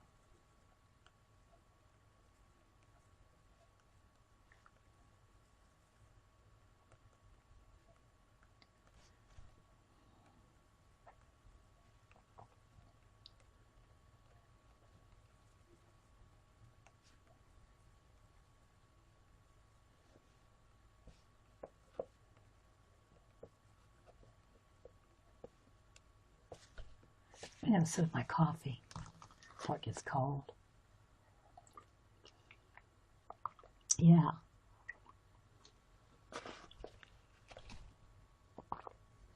Now, the only thing with the stickles, if I do put some stickles, I think I'll just concentrate it right here because they have to dry overnight. So if I put stickles on here, it's going to be very tricky to work around everything else without touching this. So I'll put a little bit just to see what it, I'm sure it's going to look awesome. But the stickles, or either that, or it's probably better if I do any more of the pen and pencil work first, and at the very end, like in about 30 minutes of doing this, put the stickles on then and set it aside. Because the stickles have to dry. It takes like overnight to really make sure they're 100% dry. So I'm picking out some of the little, almost look like kind of little petals. And this is where you can pick out as many of the details. See? And you just keep going and going however much you want. And the same thing on the body. And just pick some out here and there, like where you might want it to be a little more glowy or iridescent, because the feathers on the peacock are very iridescent. So I'm liking that. Now let me do Heather's thing and try. Let's just see if I can get these cheap ones to work. See, I got a lavender in here's a lavender. Let's try the lavender. Let me see, get it to going over here. All right, let's see. I can go in there with some lavender. I don't know. I'm not sure it's showing up. I can barely see it. I mean, I can see it. It is working, but it's not these aren't very vibrant, I guess is the thing. They're just not, I mean, I can see, let me do a couple and I'll hold it up to the camera. Like maybe some of the ones in the darker and the shadows here. Let's just add a little bit of the purple to those in the shadows. So you can probably see it a little bit. See a little bit of purplage in there, but it's not near the vibrancy of the jelly roll. I don't know what let me see what jelly roll pens I do have. I got those glaze ones, I got glitter ones. What other ones do I have? Dang! Yes, I have a few different ones. Oh, I do have a couple of the I do have some of the sun, what are they called? Starburst? What are they called? Clear star. I got the pink. Here, we got a pink one, Heather. Let's try that. So these are the Jelly Roll stars, and they're glitter. The clear ones are awesome because if you go over it with clear, I lost a cap somewhere. If you go over it with clear, then whatever's underneath is going to show. But I'm going to go over with, now let's see, it's not going to go over some of that other jelly roll, I think. I think that other jelly rolls kind of mess me up. Okay, so it is a little glittery and a little purple. Let me put a little bit of that here and there. We're just testing out some different things. I'll hold it up because I'm kind of trying to look at it at an angle to see if it's showing. So we'll try a couple of these different jelly roll pens. And some are going to work better over, you got to keep cleaning off the tip because you're picking up wax when you're doing this. All right, let's see if you can see. All right, there. Look right by his eye, and you can see some there. See that glitter? Well, it's also got a glare, but see right there? That's the purple. Right there. And it's very subtle. I can see it when I tilt my head side to side. Okay, so that's pretty awesome. So that is the star. And the same thing, they have a blue, they have pink, they have gold, they have silver, and I love the clear because when you put clear on, it'll show the blue. So there's that type of jelly roll. Then the souffles. The souffles are supposed to be like a little puffy. Puff up a little bit. I think they work the best like on black paper. Then you got the glitter ones. the glitter ones, and then I have the glaze. The glaze ones again, I forgot what they do. I forget what the glaze ones do. Glaze, just glaze. Oh, so let's try one of the turquoise ones. Let's see if I can get it started over here. I haven't used these in a while. I'd probably be fighting to get these going, I tell you. I might be fighting to get these going. Yeah, this one's not wanting to go. I mean, I can work with them for a while, and I could get them going again, because I haven't used these in a long, long time. Okay, this one's working. All right, so let's just see here. Let's go, let me put a little bit right here in the middle, just so you can see the actual color, because that's pretty. These are the glaze ones, I think. Yeah. So they are like shiny, maybe? Just shiny? Right there.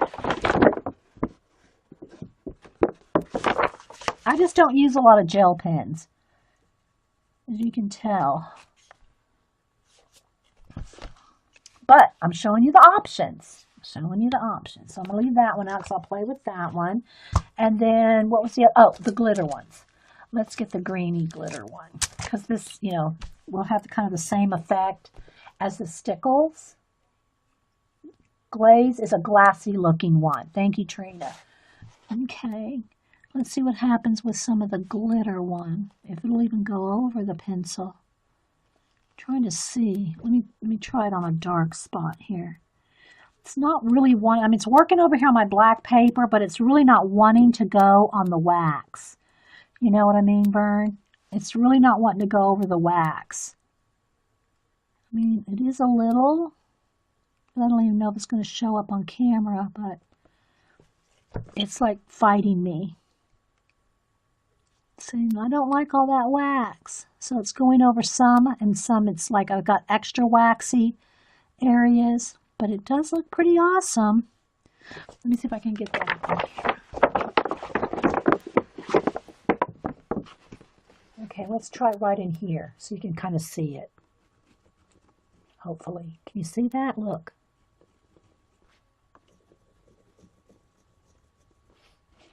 It's subtle.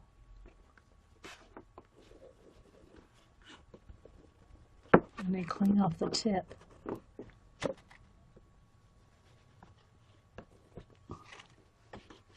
See, it's very subtle.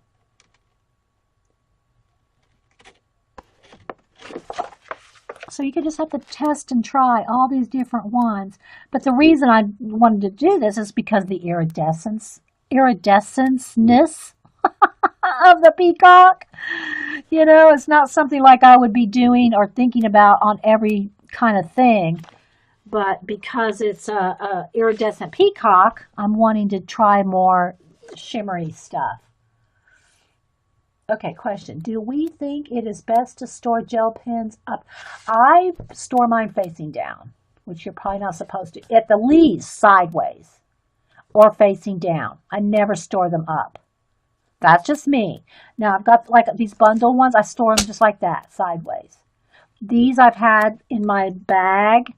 My pen bag is usually sitting on its side. So these are usually sitting on their side. But when it's not sitting on its side, these go down, face down.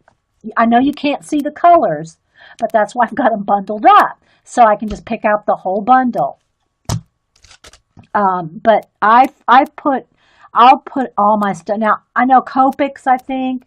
I don't have any. I don't do Copics yet. But, I'm not sure. I think they're told to store those on their side, too.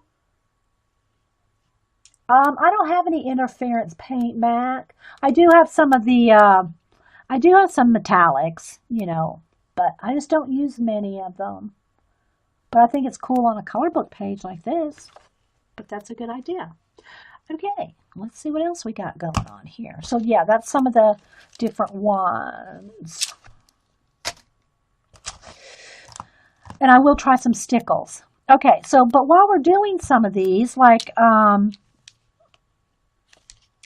this is kind of a gray. Let's see what color. I don't know if I can get it to. But another thing for the pens, benefit of the pens, is like if you did want to get a few of these details like on his beak, okay? You know, a colored pencil or a pen to get in some. I'm just going to try one of these, what is it, the glaze ones. Because I want his beak, the middle down here, to be striped. So you can pick out areas that you might want to have some extra detail in, and whether it's with a pen, a Bic pen, a pencil that you get nice and sharp. But I just want to show you can, just because you do a lot of washing doesn't mean you can't do some detail, or a lot if you're like one to really Zentangle or do a lot. So I'm just going to do that. Let's see. And I think, do I want to do the sides? I don't think I want to do this dark brown. I think I want to do the dark brown over here under his eye. And then I want a different color, like just a tan pencil or a lighter color, not this dark black. Or dark brown, whichever it may be here.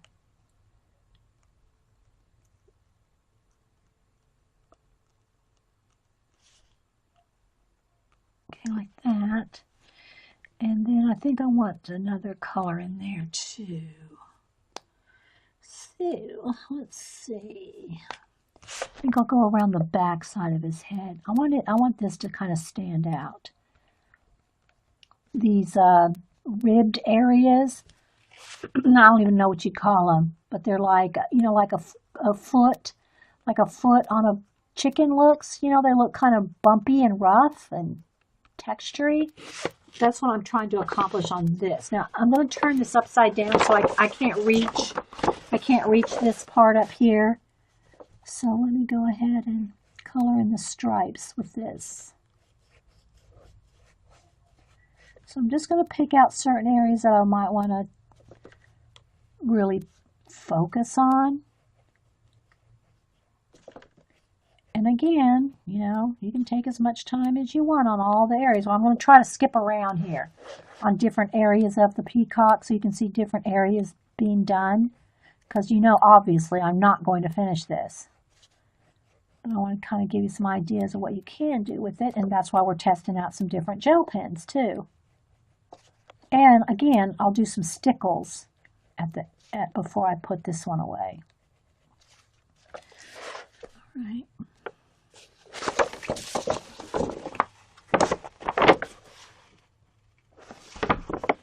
You store all your ink markers on their sides. That way the double, now that's true. If it's a double-ended, markers that have double ends, like whether it's Copics or your brush markers and those kind of markers, definitely store those sideways.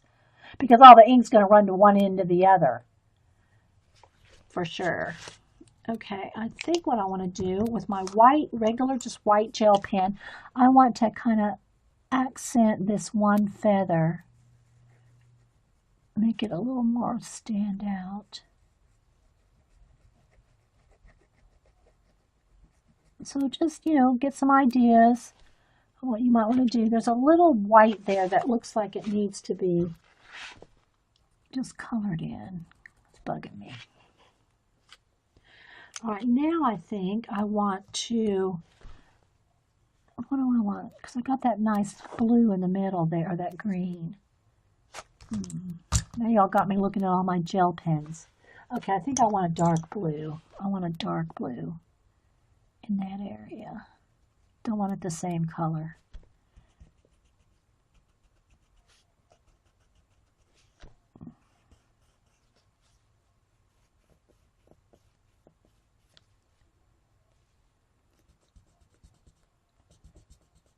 And this glaze is still wet, so I can tell when I accidentally stick my hand on it. That glaze gel pen needs to dry. So got to be careful with all this stuff, especially when I get out the stickles. Okay, that looks good. Now I got to decide on some browns. Let me see here.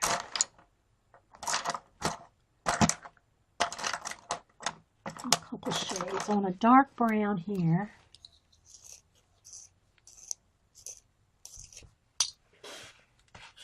Copic specifically is talking, it's something about the pressure and the construction of the barrel distributes evenly between the ends.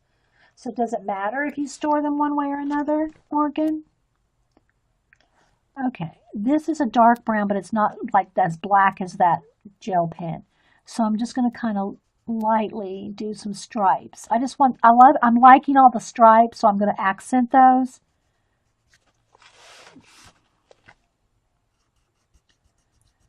But you'll see, maybe, I don't know, I'll try to hold it up so you can see, where because I just did a wash of brown or tan, so you can see how some of it's lighter and darker.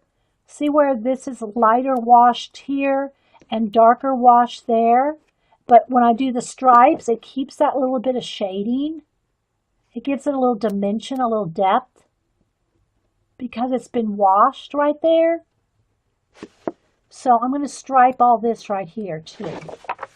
But I'm going to try to be careful not to get my hand in the, what do you call it, the souffle. The souffle pins are still wet, or glaze rather. The glaze, not the souffle, the glaze. They're still wet. So I'm just using a color pencil to go in there and do a few of these. Like that. I can feel this pencil wanting to break off. It's like wobbly.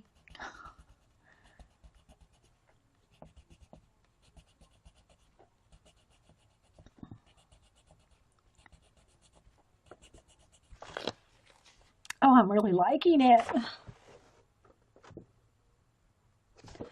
Now I'm going to do these stripes, this dark brown, and then these side stripes a different color. So I'm going to just kind of do, it's looking very Egyptian to me. It's starting to look Egyptian. It's the stripes, I know.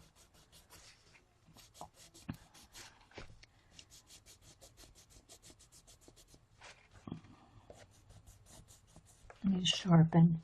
Oh no, I gotta sharpen it. Don't break.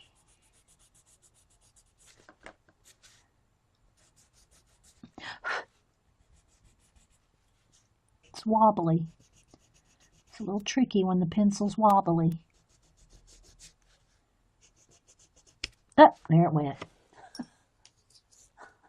He gone.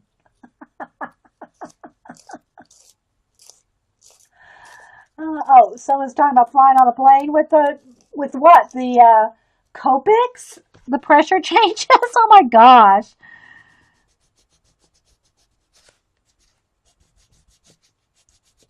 Okay. So liking that. Now I want the side stripes to be another color. What color do I want them to be? Do I want them to be kind of the burnt sienna? I think I do. You're a sucker for pens? Oh, I know, Carrie. Me too. I can hardly walk into Staples and not buy something. You know? I'm talking just like black pens and markers. I know I am so afraid to order from Jet Pens. I gotta tell you, I am scared to death. Try to put in an order at Jet Pens. You probably won't see me for, I don't know, be tough. That site, I see people posting what they get there. I think I've gone there. I think it's Cameron wanted to look at something one time when I went there. Oh no, please. That's worse than Pinterest for me. Jet Pens would be like worse than Pinterest. I would be looking at literally every single one. Sets, individuals, pencil cases. I don't know. Miss Vicky B has probably been there and got sucked in and lost for days. Okay, I'm liking that. Look. Once on, you can adjust the pressure by removing both nibs. That is weird. Linda. Yeah, no, right? I don't know. Let me have a sip of coffee. All right. Now I do want to tie in this little feather a little bit, but I'm not sure if I want to tie it in with this. I want to tie it in with that. Do I want to tie it in with this?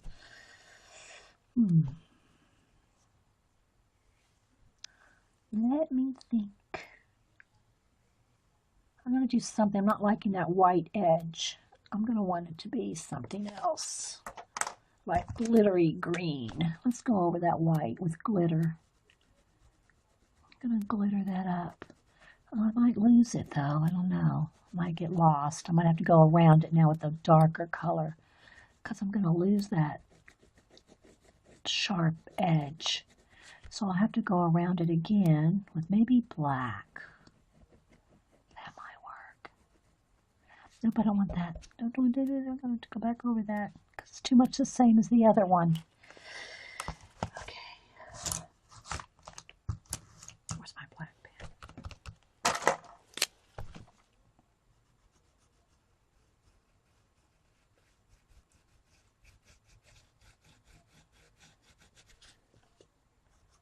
I want it to stand out. Because my black pen's not going to like going over the wax and the wet gel pen.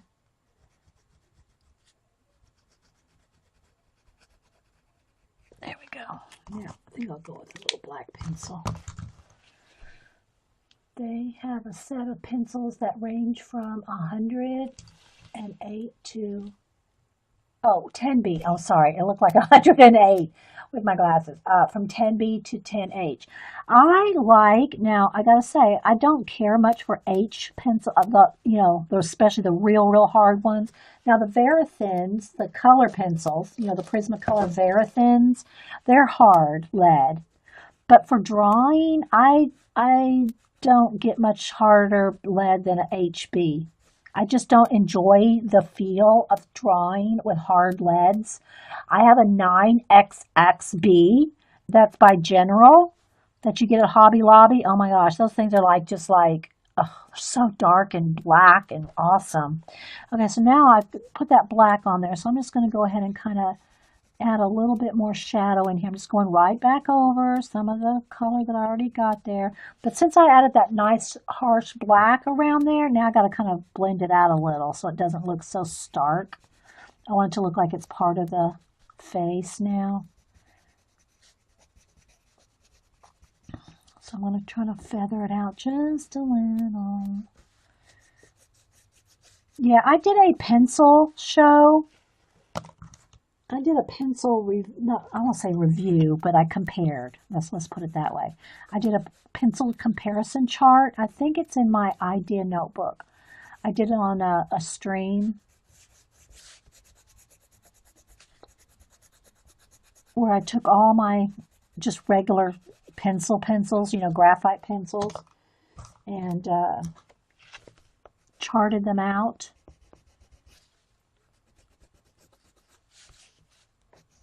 I want some nice harsh contrast in that black right along the eye line there.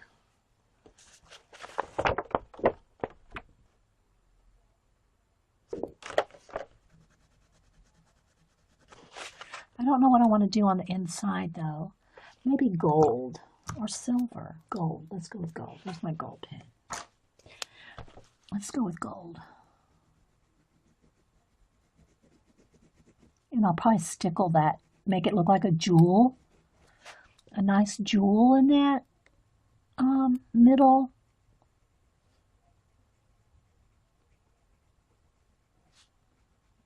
I'll stickle that. Just put clear stickle over that whole area there. It will be awesome. But I don't want to do that till we get closer to being done with coloring this because I'll be the first one to stick my hand in there. Oh, that lead's breaking too. Come on, I just need a couple little bits. It's bending. Okay.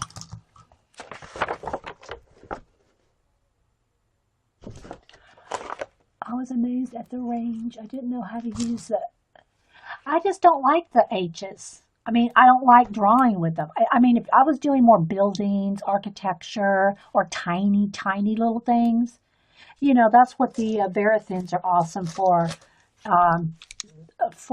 getting in tiny, tiny areas that, you know, it's harder to get with a soft pencil in there.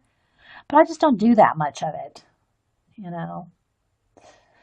All right. So I'm really liking the way this white, the little circles and things are. See, I can kind of just keep on with that and do that same thing down in here.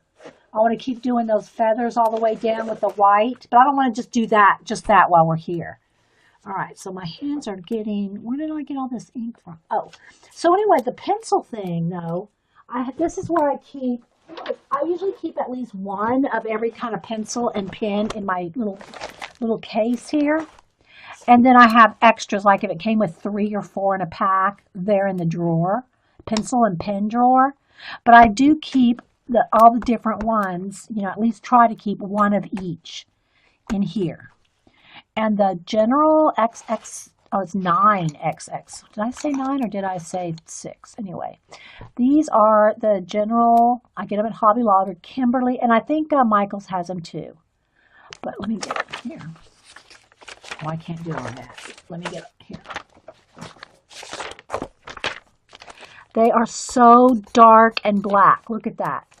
And they smear a little, not too much. Not like it's not as smeary as say a charcoal or something, but they're so dark and black. When you want a nice dark black, I mean that's as close to an acrylic paint you're going to get without a color pencil. Okay, I mean the black color pencil, but they're just awesome. They're just really cool. I love them.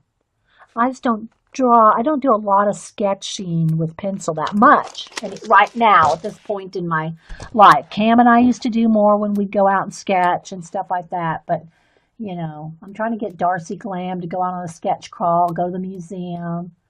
Oh my goodness, I want to. Okay, the case. Can't tell you what kind of case it was. It's on the Army surplus. And you just have to look around. They have all different kinds of cases like this. I don't know what the original purpose of this case was, but they have all different kinds of elastics. There are different sizes of elastic and the layers. Like this is a layer of elastic on top of a layer of elastic. So there's like multiple layers of elastic. I don't know if this was a medic kit or something, but it's got all these pockets back here. It's got all the elastic here. So I keep the pens on this side, the pencils on this side. See, same thing for here. There's pockets back here. And then on the front, they also have, you know, different kind of places. But they also have this, like, I guess it was supposed to be on your belt. I don't know. You know, or maybe this attached to something else. And then they have all this Velcro on the front with other, you know, little things, but I don't know, I don't have anything stuck on there, but, you know, they've got all these other ones on the outside, and it will, believe it or not, with all this in here, that will close. That zipper will fold over and close. Then it's got these loops on here, these like, it's got these like metal straps, so you can almost like make it into a purse. These unsnap too. You know, there's snaps there, but that's a nice wide. You could put a sketchbook in here. You could put a small sketchbook under there. And what else features? Oh, it's got the like the little tie things. What do you call these? Where's the end of it? It's on this side or this side. Where you can tighten it with the cord. You know, you can do the pull cord thing here and tighten it all up. Okay, and it has a complete zipper all the way around, and it lays perfectly flat. But I don't know what it's called. It's at the Army surplus online. Just what I can't tell you. I don't have it saved anymore. I've had it for years, and so I don't remember. A hubster got it for me on Army surplus online. But there's all kinds of cases like this. I mean, I have an old ammo case that I use as a purse in OD green. I mean, you know, there's all kinds of things. But anyway, there's all kinds of different kinds of these cases that can work for pencils or pens. So, and this is just my pen and pencil. This is not the one my big tote that I keep I keep, like if I want to go somewhere and carry a lot of pens and pencils. And I used to keep this on my desk. I had it on my desk sideways with all my color pencils in it, but because I'm using my color pencils like 8 hours a day, I don't put them in this tote. I just keep them in the trays now. But this is the big tote. It's one of those, it's like a scrapbook tote. You see, it's got all the pockets all around the sides and everything. And this is where I had my gel pens right here. All the gel pens I just pulled out to show you. But, yeah, this is good to go on the go. If I like go to Denise's and want to take a lot of stuff, I'll put them in here. Anyway, okay, so shimmer glazes over the white pencil. The shimmer glazes over the white pencil. Oh, no, I hadn't said that, Mac. We're trying all the different ones. All right, let's try the shimmery glaze, the glaze, right? The glaze. The glazes over the white. Yeah, let's try. Oh, I think I did try one of the green ones. I couldn't get it to work. No, I did try that. I did try it, and it shows up a little. They're not happy going over the color pencil though. You found one side. It says 11 by 7 by 6. That's probably about what that is. That case reminds me of the.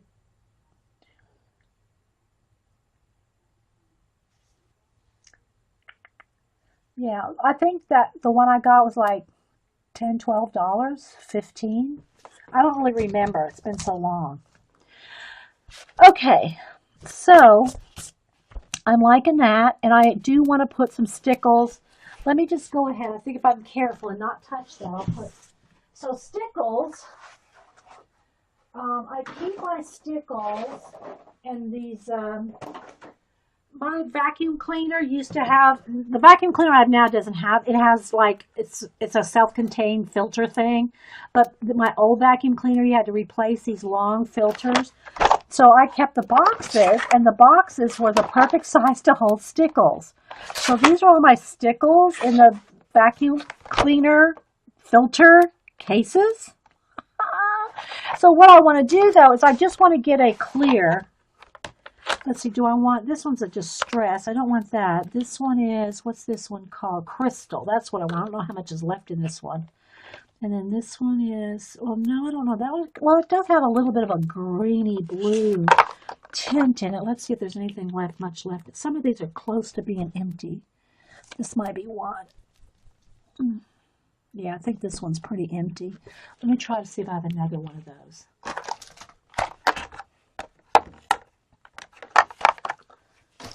Let's try another one. I might have to poke a pen in it too. I haven't used some of these in a long time. There it goes. I did use some on Martha's, that skull that I did for Martha for her birthday. Oh, this is looking awesome on a peacock. Just saying. That skull I did for Martha's birthday. I used quite a few of these colors, but I don't remember which ones I used. Which ones work? Okay. Oh, that looks good. All right, let me kind of set this aside so I can hold it up. I've got a big pile of stuff to put away behind me. Oh, okay. That one, this one is called Diamond. It's the crystal one has no color. The diamond one has little flakes of color, which is perfect for the peacock. Look at those colors. It's got a little bit of blue, a little bit of gold. Can you see? Isn't that awesome? Bye, Mac. Yeah, it is, Vicky. It's a tool pouch, $29.99, 2 different colors. Okay, a tool pouch. Well, I don't think, and I gotta tell you, I didn't pay $29.99 when I bought mine, so they must have got popular. But Suzanne says it's a tool pouch, $29.99, 2 different colors. Is that on the Army Surplus store, Suzanne? Suzanne got researched that. Yeah, I see you found it. But what site? Yeah, I'm liking the glitter on the peacock, right? Now, see, I don't really want to do any stickles on this yet because I'm not done. You know, I want some stickles in here, but not till I'm done with everything else coloring it. I'm not done. I'm not done with the white and the gel and all that. But yeah, I think some stickles are going to look awesome on there. You could probably find something at Walmart. I don't know. Those are Army issued. They're Army issued. You're not going to find Army issue at Walmart. You can find some like knockoffs, I'm sure. But yeah. Or you know, they have different Army surpluses in different cities around the country. You could look. You know, they have all kinds of bags. I mean, there's a bag for everything. There's a bag for everything that you can turn into purses and pen cases and, you know, marker cases. Yeah, that's what I wanted it to be, like a jewel right in the middle. And I'm thinking these two feathers would do the same. Those need to be jeweled up too. Or maybe even the centers. Like the center of every one of these could be a jewel. I'm liking it. Yeah, exactly, Orla.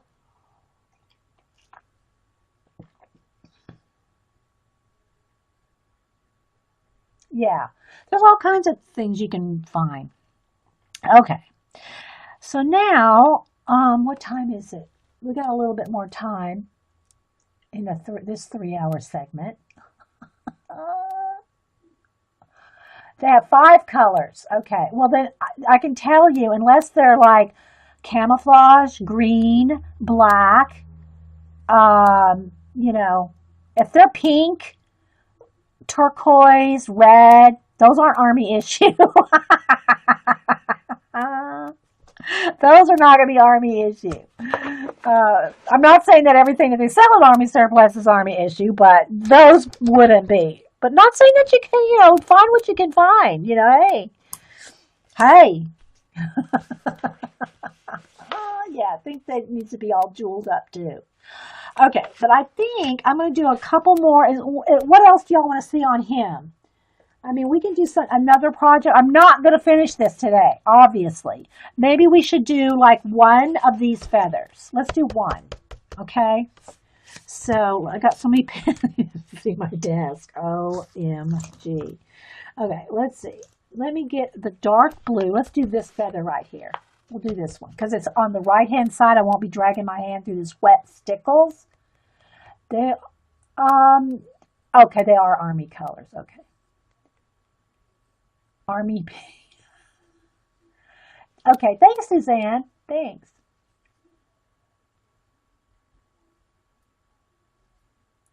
Like my plaid bow. Oh my!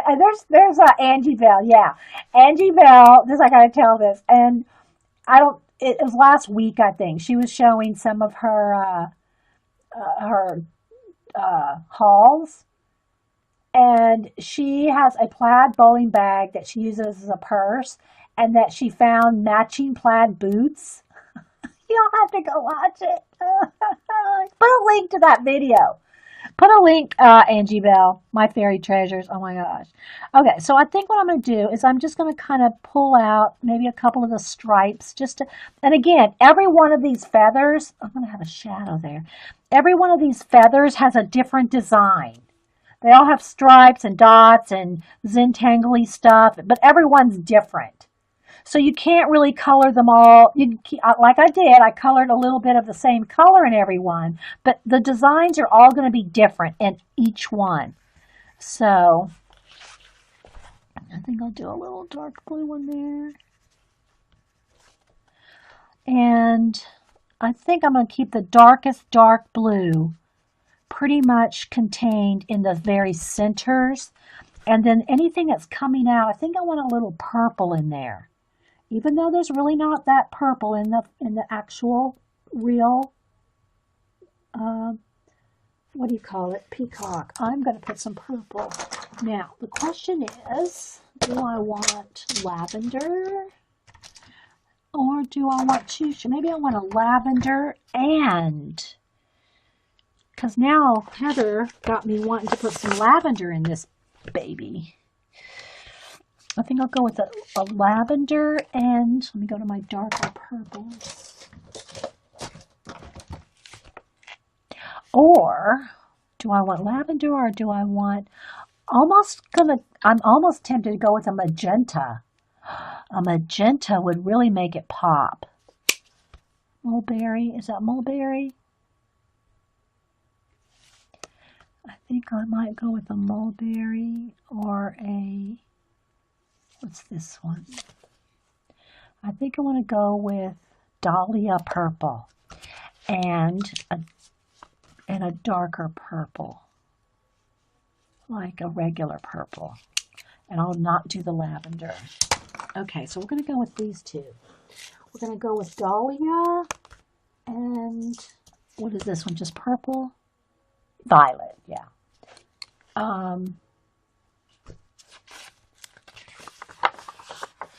Pink camo kind of defeats the purpose of camo. Yeah. Pink camo was a popular pattern for a while. I think Boo had a backpack or something that was pink camo. Okay, yeah, everyone wants a feather. Okay, so we're going to do this feather. And I'm going to try not to get my hand in that stickles. So in this area here, I'm going to keep the dark blue, the ultramarine blue, wherever it went now. Where is it? Did I put it on this side? Well, anyway, the ultramarine blue.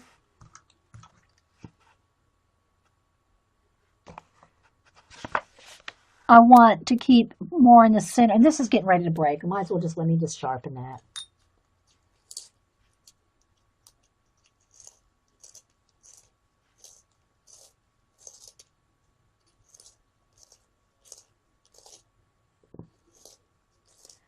I want to keep that in the centers, the darkest blue right in the middles, like that. And then I think what I'm going to do is get where's my blue gray, this color. No, that's not is that? Oh, maybe.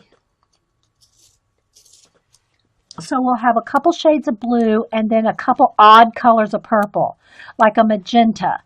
So I think what I'm going to do is, I think I want to go like shade around the blue area, okay? So I'm going to keep maybe the bluer areas in the middle. And so again, I'm going to just kind of color around that.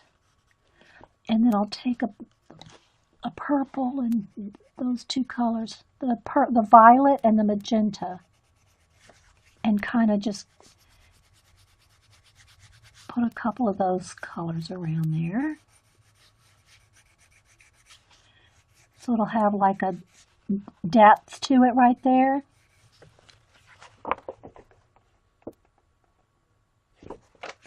And then we can either do some of the stripes or not. I kind of like it not. Let's see, let me go with the white and kind of, because this part, the outer edge here, this outer edge is still acrylic paint inside there. So I can kind of go in here with my white and kind of just go on top of the stripes real quick. And I'm kind of like blending the purples and the white together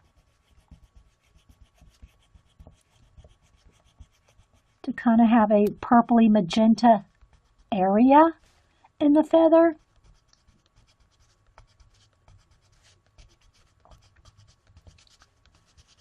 And that should do that section, just like that. Unless we want to put some glitter or stickles or something.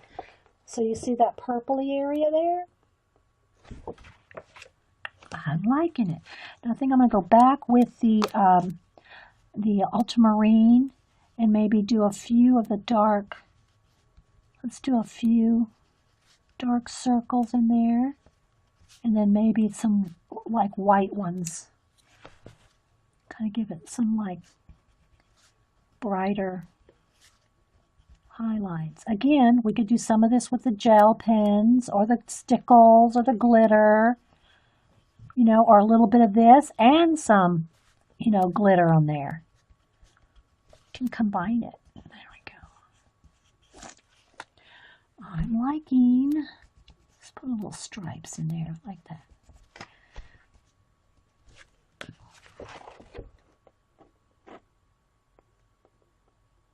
It does look so pretty.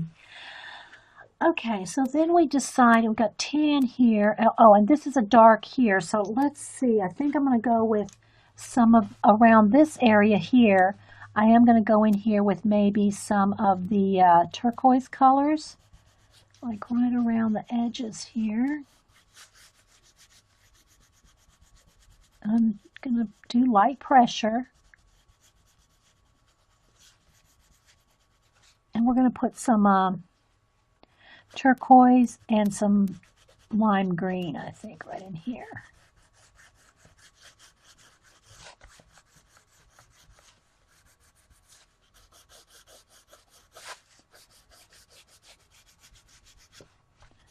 I want to go over that tan area. I want it to kind of blend like that.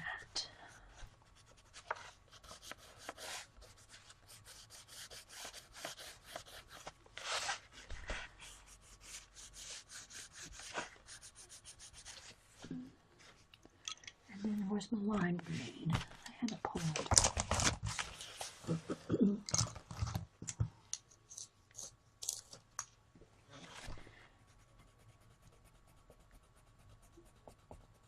Just kind of blend that.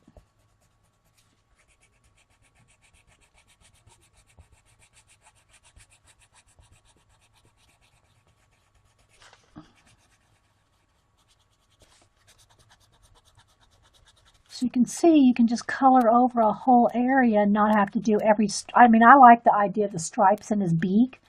And maybe I'll do a few, I don't know, here and there. But I don't feel like I want to color every single one of these stripes in and of themselves. I just want to kind of like color it like this, you know. And then the outer side, do I want another shade of blue?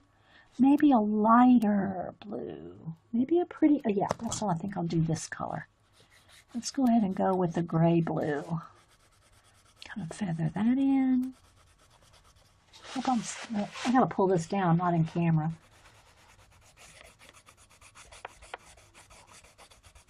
But I just kind of want to show you don't have to do every single little line if you don't want to. Now, some of these I might do more detail inside of here, but totally up to you how much you want to put in.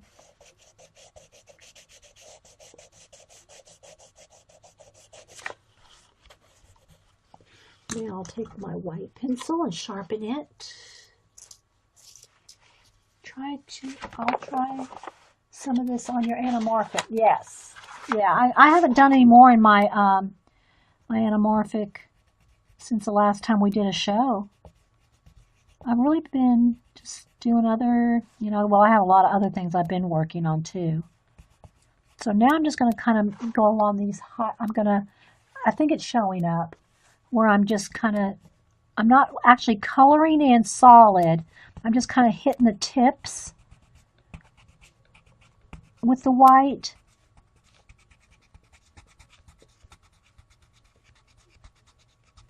And brightening it up. And again, we could do this with the gel pens, some, you know,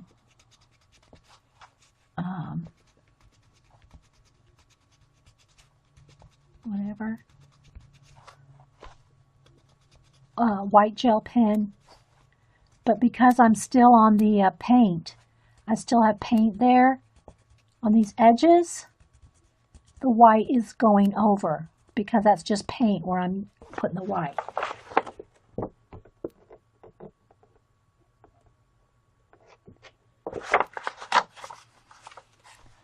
Okay, let's see here.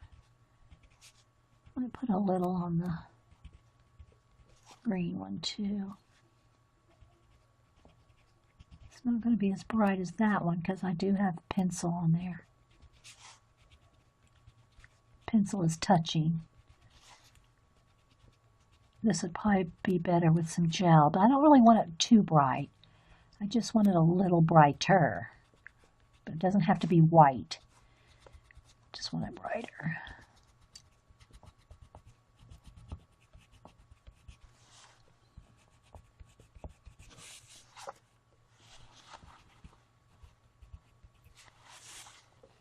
Okay, I'm liking that. Now, what do I want to do right in there? Do I want blues? I think I will do a little bit of a blue and then some white. That'll make it like a little flower stand out. And maybe right along the circle. That one. And I think I want a stripe in that. So I think I will get the dark blue again and do a, not a stripe, but kind of like a, well, stripe slash checkerboard.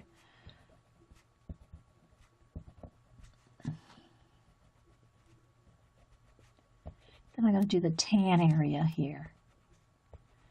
Then that feather, other than some stickles, should be done after I do the tan. It's not quite sharp enough right there. All right, now the tan. Just want a medium brown. Somewhere I touched something wet. Gotta be careful. I'll get my hand right in that. So I think I'm going to just kind of go with a medium kind of brown on the tan area.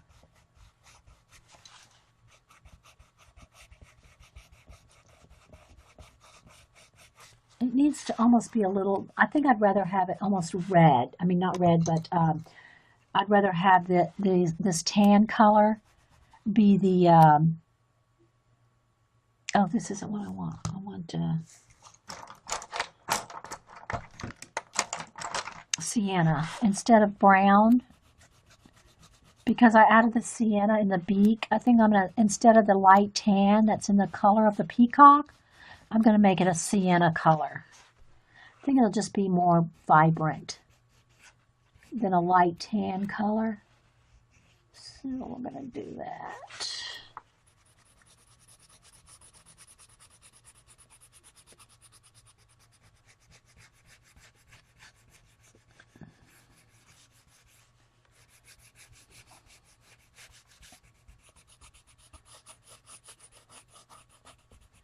I just think it looks prettier than the kind of washed out tan. So we're going to go with that. Then I think I might go around those little black circles. I think I'll put black in the circles first to make it stand out. The pen or a pencil, either one. Let's see.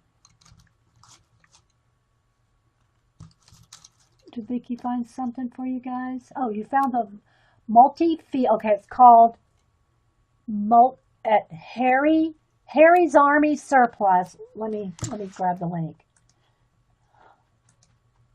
and save it. There it is, Vicki. You did find it. Well, both of you, I think you and Suzanne found something similar. So Harry's, okay, now I gotta scroll back.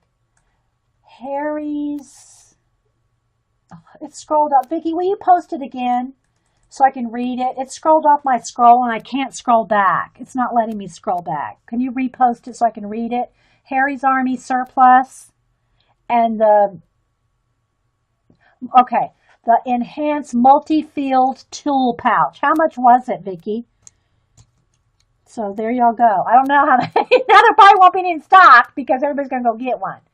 And they have them at other places too. Okay, but it's called the Enhanced Multi-Field Tool Pouch. Yeah, that's what mine is. That's what my pencil case is. I know. Okay, so where was I? Oh, yes. Oh, black pencil.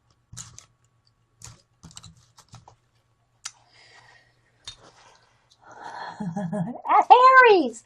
Run to Harry's. $29.99 at Harry's. Thank you, Vicki, and also Suzanne. Okay, so I'm just going back over these dots in this particular feather.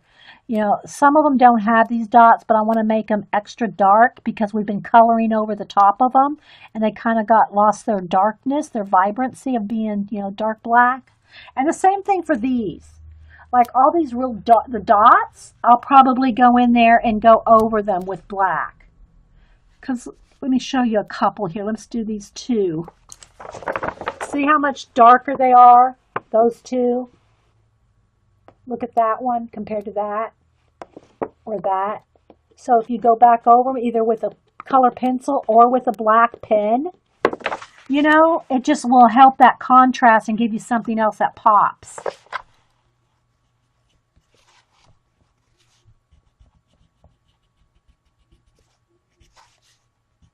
Okay, what else do I want here? Oh, I wanted to blend out this tan color with a little bit of white. So it doesn't have too much, I want the pencil to be blended out.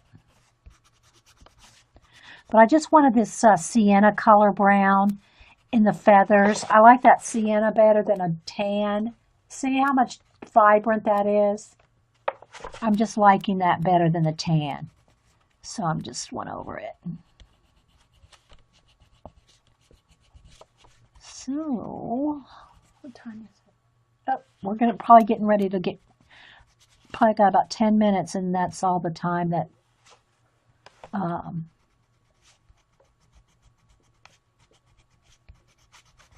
y'all want to do something else. I don't know. I set aside Monday for streaming, so it doesn't matter to me. I gotta clean my tip off. Mondays I do make sure I get my streaming and Happy Mail. Although I do need to get some Christmas cards done sometime. And if I'm going to Denise's this week. Okay. I think I even want maybe just even a darker green.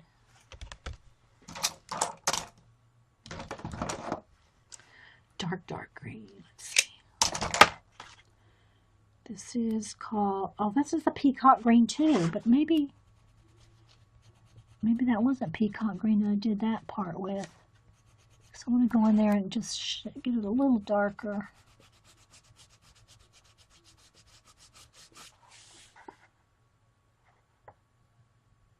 Yeah, we still have the Game of Thrones. Ah, Gary, you're a bad one. You're a pixie, you are. Okay, do a little shading around there. So we'll just work on this one off and on because I'm not going to sit and do a whole poster. Even without being on stream, I would not sit and do a whole poster just by myself and in one sitting. Okay, so I want this to be a little darker right along the back side of that. See how I'm kind of getting some darker shades right behind that lime green? Because that's going to make that really pop. I think I am wanting some white gel pen right along the edge. I think I do. I'm going to put a little bit of gel pen on the edges of the feather, the edges of the outer edge of the feather. Oh, and I wanted to show you how to do some of the background too. Hang on. But if it does end up stopping whenever, here shortly, guys. Thanks for watching. Thanks for commenting on the recordings. And if y'all get a chance to come over to Ustream TV, just look up Coffee and Art in the Morning or Inkwell. The links are always, I always leave a link to the Ustream in my YouTube description. This feather's behind that one a little bit, so I don't know if I should really be putting that there because this is coming over the top of that. Maybe I'll just put this feather back over the top of that one. I like that better.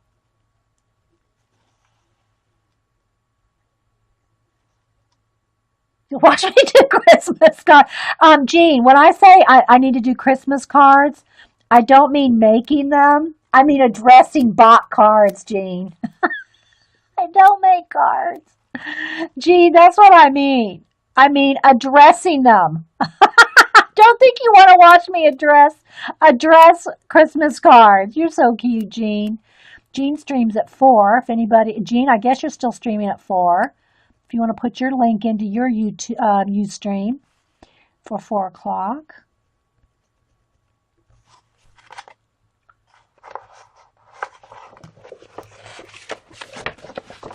Yeah, Jean. The back, yeah, I'll do some of the background feathers. Okay, let me go ahead and finish doing the gel pen edges here. Sorry guys, I have to turn it because this is wet and I can't put my hand on top of that. So I have to turn it, otherwise my hand will be in the wet gel. And I'm just going right along the edge, on the tips of the feather, just to brighten it up just a little. And maybe right inside the middle of those little flowers, maybe a couple little dots there. You can put your own doodles in there. If you see an area you want more white dots or more black dots or more whatever color, just, put them in there with your gel pen because you are the boss of your color book, or in this case, poster. So I'm going to add a little bit more white there, a couple there.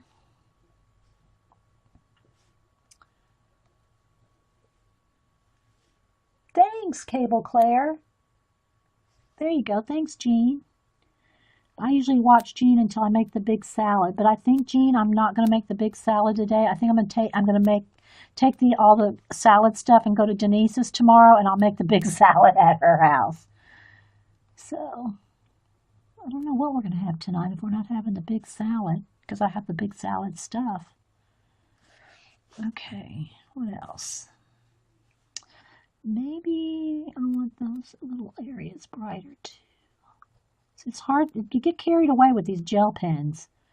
You get in there and you get a sparkle or a shine or something. It's like you just want to keep on and on. I do anyway. And then you look back and you got these 2 feathers done and the 20 more to go. And it's like, oh no, I still got 20 more feathers. Okay. I like it. Now, I think I might even want a little white dot in the center of each of those little black dots. Let's do that.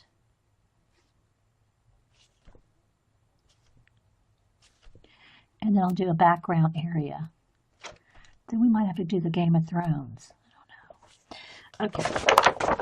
So there we go. So there's one that's, and again, it's a little hard to compare because they are different designs. But there's the colors we started with, and that's what we ended up with. Hey, Miss Anita K. Do you have to worry about the gel pen smudging even after? No, after it dries. And I would personally, I'll take a heat gun to it. But they dry. It almost feels like acrylic paint. That crusty kind of, it feels kind of like acrylic paint when it dries. Like white acrylic paint. All right, so let me go ahead and do this little area right here. So what I'll do there is, let's see if this is green enough. I think that might be too gray. Let me see. That one or, that's probably the same exact color. What color is that? I want a couple of shades of darker green. Like that one, and maybe this one. All right, so I got, this one is called, I can't see the names. Kelp Green, number 1090. And this one, which I may or may not use, I have to sharpen it to see if it's going to be the exact color I'm thinking it is. It might be better to use that gray green. Yeah, this is going to be too brown. I'm going to go back over to this gray green. So I'm going to use the kelp and, I need Jean's. Jean, exactly what app is it?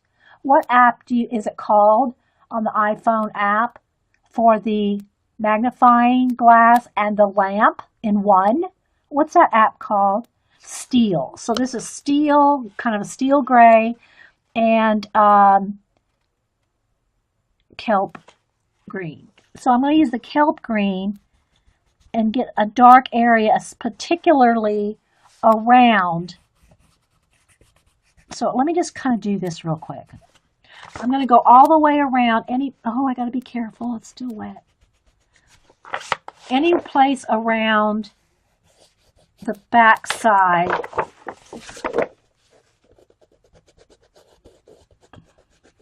This will kind of be like the shadow all the way around. Now, I'm not going to leave it that harsh. I'll blend it out. See, like this. I'm not going to leave it that harsh, but I'm just defining where I want this dark green shadow to be. I don't need to do it around the feathers because I'm going to do this. See how I did the dark green right there? Oh, I stuck my hand in the stickles again. I got a touch this weekend. I'll get us. Hey, yay! Awesome, Anita. Maglite. That's what it's called, the app. Okay, let me write that down. Maglite. I have to write it with white on my black paper. Maglite. Okay, I'm going to get that app, Jean, because I'm tired of using my little handheld. Okay, and I haven't done this yet either. Dang. Okay, so, all right, so that is what I want to do. I'm going to have to turn it so I don't get my hand in it. But every place where we have the dark, this kind of, what do you call it, hunter green, I'm just going to kind of just put a line there. It's not going to stay that harsh. I will feather all that out, blend all that out, okay? I'm just defining the areas around the peacock where it'll be darker.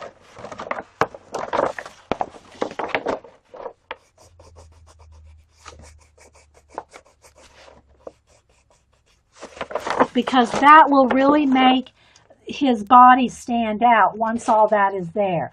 And again, the feathers are going to have their own dark shadows, like with the teal and the green and all that. So I'm not putting this on them because they'll have their own. But around the areas where there's no feathers, or around the outside of the feathers, we're putting this green. Just so you can kind of see where it's going. Okay? All right, let me sharpen again. Hey, Jeannie! Comes in handy for reading menus in dark restaurants, too. Jean, you going to dark restaurants? Sassy pants? Okay. So now what I'm going to do is particularly get a little bit of shadow behind each feather. Okay, I'm going to concentrate the darkness of the green around each feather on the outside. And then here's another little feather that just happens to come around this way. It's kind of like, I don't know why it's there kind of thing. But I'm going to concentrate the shadows under the feathers and then start blending it out. So,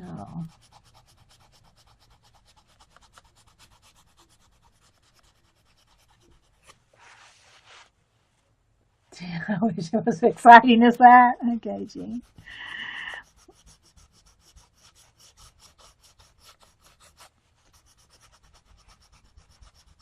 All right, so I like that, and then I'm going to take the steel. That's too brown. When I'm looking at it here, it's not the right thing. I need another kind of green. I need a lighter green. I just need a green. Here we go. This is what I need. What is that one? Kelly green. Yeah, that steel is too gray and shiny. It's almost like might even be a metallic. I don't want any metallic. If I'm going to shine it up, it's going to be with some stickles. Okay, so now I'm just going to kind of blend that in. So you can see it's kind of just blended, and you can just keep adding darker areas. And I'm still seeing the lines.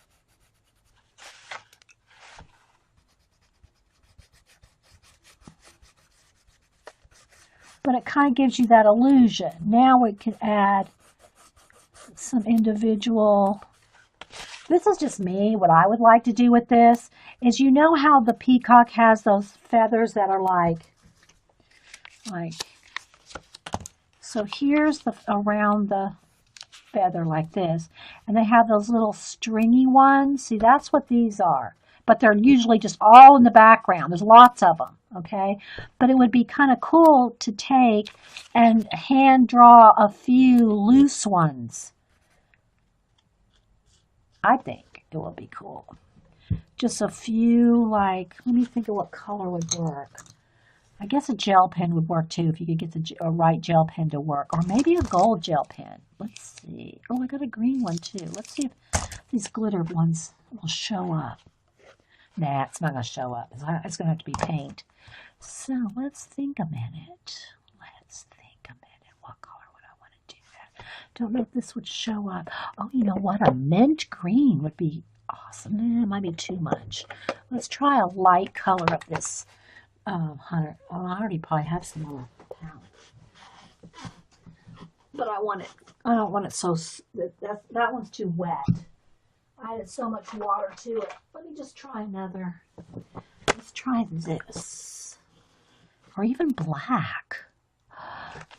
See, I'm trying to do too many of the details now without having all the other stuff done. And you gotta have all the other stuff done really before you do this. But, all right, let me put a little bit of white. I have a white opened up here. Okay, so let's see. I just want to lighten it up a little bit lighter than the wash we put on there because so it'll show up. Where's my... You should see my desk. Oh my gosh. Seriously? I can't find anything.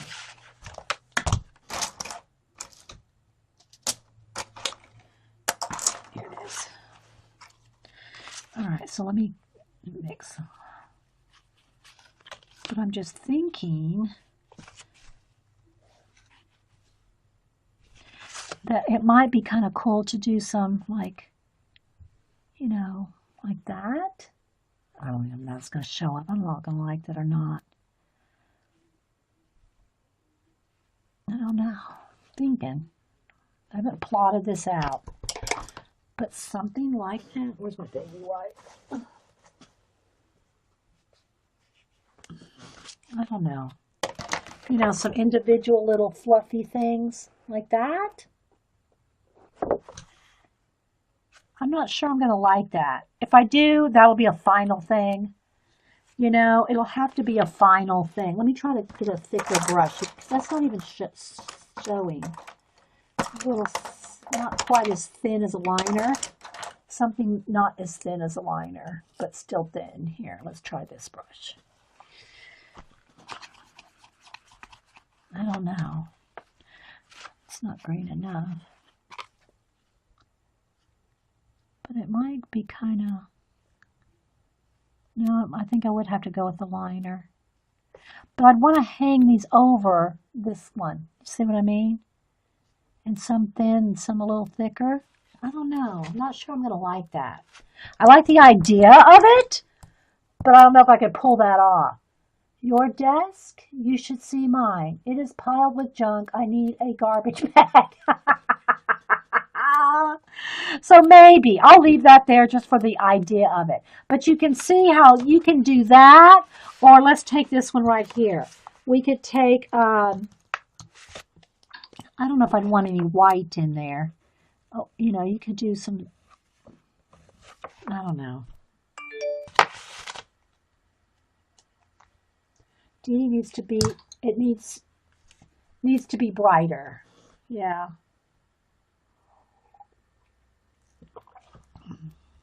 Well, then let's see if we took that and take a bit of baby white. Let me see if it's wet enough for me to get some of it off. Well, yeah, but now I can't put the gel pen on it because it's wet. Let's try it right here.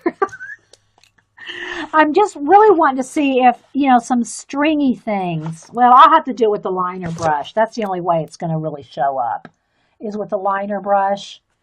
But in the meantime, see how this is shadowed? Let's see. I'll find something here. See where it's just washes right here compared to this? And you still see the lines. Now, if you want to go over each line with something like a gel pen or even gold. See now, let's see if it's drying. I'm thinking maybe gold would be pretty. Ooh, I think we found it. I think gold is the answer. I think gold might be the answer. Now, it probably won't show up on camera. I'll try to hold it up here in a minute. But I think just, I don't want to stay like right exactly on the black lines. I want it to make it look more fluffy. So I think if we just did random gold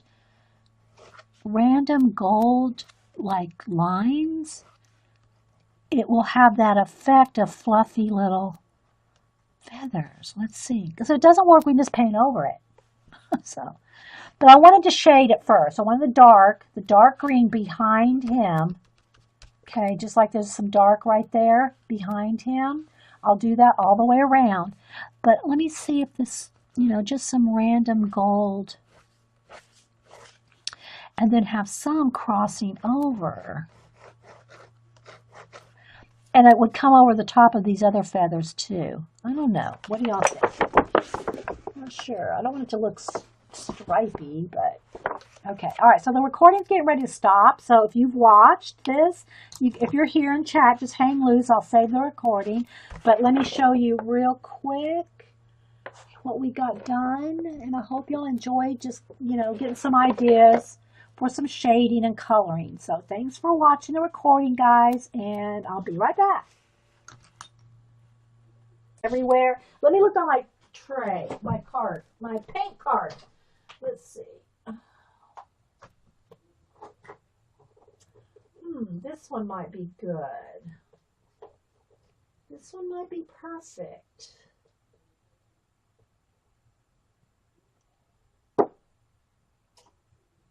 Okay, I think this one might be better, or maybe this one. Let's see what I got here. All right, so I got all these colors. None of them are the exact color I want, but I'm thinking the bluegrass green with a little bit of, I don't know, let me just put some all out here and mix it up. I know what the color I want, and I'm not getting it in my selection here. So I'll mix my own. But this bluegrass green, let me get the crusty bit off here. It's probably going to be the closest thing I want, although it's a little more on the green side. So since I have that, I don't need the green. Okay. And then maybe just a little of this. I'm going to test it out. If you have any questions, put them in caps. We're winging it here, guys. Take the crusty bits off the hair. Okay, let me shake this one up. Okay, I haven't used this one for a while. Oh, it's bluegrass green too. It's the same. It's just a different. Okay, well, we'll go with these two. All right, so now let me get a nice flat brush, kind of big, medium size maybe. Here we go. All right, so now I'm just gonna, let me just kind of play here for a second and mix these two. That's closer because I don't want it quite that green, but that's too blue. I mean, I don't know if it's showing up on camera, but all right. So what I want to do now is kind of got that color. We're going to go with it because I'm going to add color pencil on it. Yes, I know what I want. I'm the boss of my color poster, Vicki. So I'm going to add quite a bit of water here. Now again, this poster is a little, it's thicker than copy paper, you know. It's probably 60 weight, I'm guessing. It's not 110, it's a little thinner than 90. But I don't care if it wrinkles a little. I mean, and it's a big poster. We're going to put a lot of pencil. A lot of stuff's going to be going on. So, you know, but be aware if you do washes, and I'm trying to get it thin because I don't want to cover up. I don't want to lose the black here. If I just went straight color, I'd cover up all that black. Okay. I don't want to cover up all that detail. I could use some watercolors, some neo colors, and, you know, some other things to, you know, to do a wash on it. But as I've shown y'all before in the charts, nothing beats a wash of acrylic paint for the color, and that's matte. Matte craft paint. It's not artist grade with a lot of sheen and all that, okay? This is just Americana craft paint, like $1 a bottle, okay? But your Prismacolors and other color pencils just go on it really, really nice. Your OCD would not allow you to buy. I must have missed what you wouldn't have bought. All right, so let me just kind of test it there. It's still a little bit, and it's even just a little bit more water. Where's my spray bottle? Because I want it very thin. And even just the thinnest bit is enough for your pencil to grip to. Very thin, okay? That's even too thick. I just need less and less and less. So you can see a lot of paint there I don't need. Okay, so I'm just going to do a thin wash everywhere that I'm going to want even thinner, a little bit more water. Very, very thin. So this is a way for you, and I will do this in that Game of Thrones color book too. Very thin washes of acrylic paint. Then you don't have to, you're not trying to color in every single one of those little tiny things individually, okay? You will highlight those. You'll go in there with the light tealy color and some white and highlight all those. So you don't have to color every, people are getting intimidated by some of these color books like the Outlander, Game of Thrones. They're so tiny and detailed. You don't have to color every one of those details. Okay? You don't have to. Maybe that's where it went wrong with mine. It's matte, but it's pretty good quality. Yeah, you want whatever's going to, test your paints, water them down and test them on a sheet of paper, any kind of paper. Test them on some other kind of paper, all right.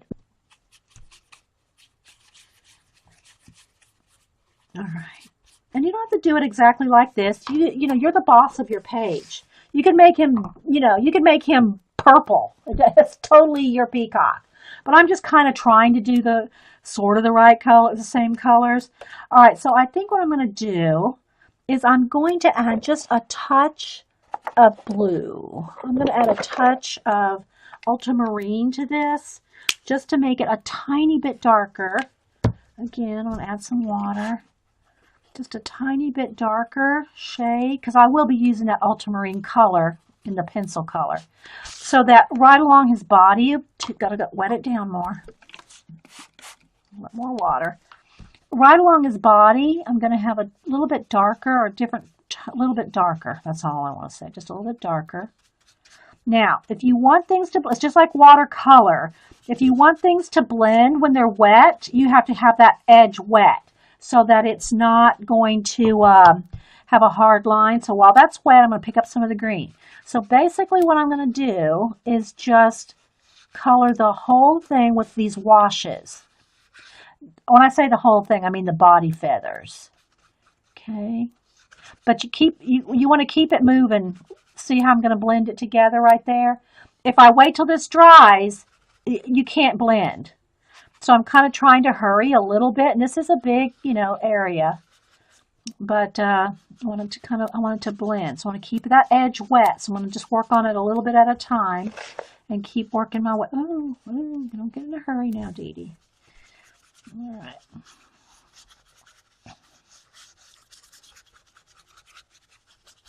Okay. And I'm going to keep adding water because it does dry pretty fast, especially under these lights. Okay, so I'm going to keep moving. And then I'm going to pick up some green and start blending that. So it's just kind of fading into the green. I'm not really worried too much about going off the edge of the lines here. We've got color pencils to correct a lot of this. Anything you go out of lines or anything like that. It's okay.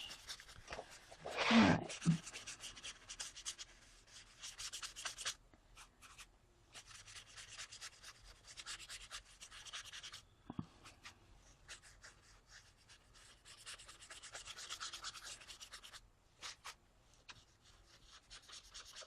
Okay, there we go. There's that side. All right. Love the colors, yes. And we'll shade in there.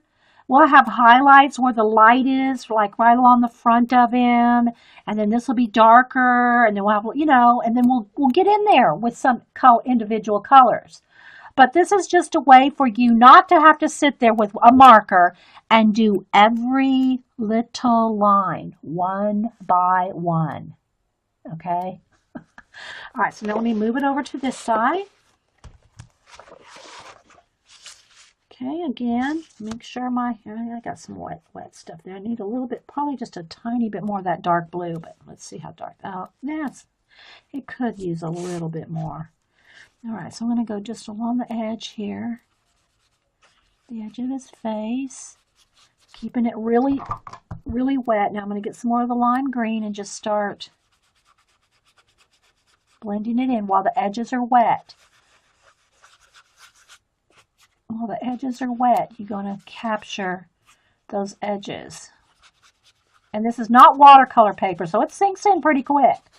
You're going to get those harsh lines every now and then. Just kind of pick up a little more of the dark and kind of blend it out. It's just, but it's don't get all worked up over a color book thing. It's supposed to be fun. If it's not fun, we're doing something wrong.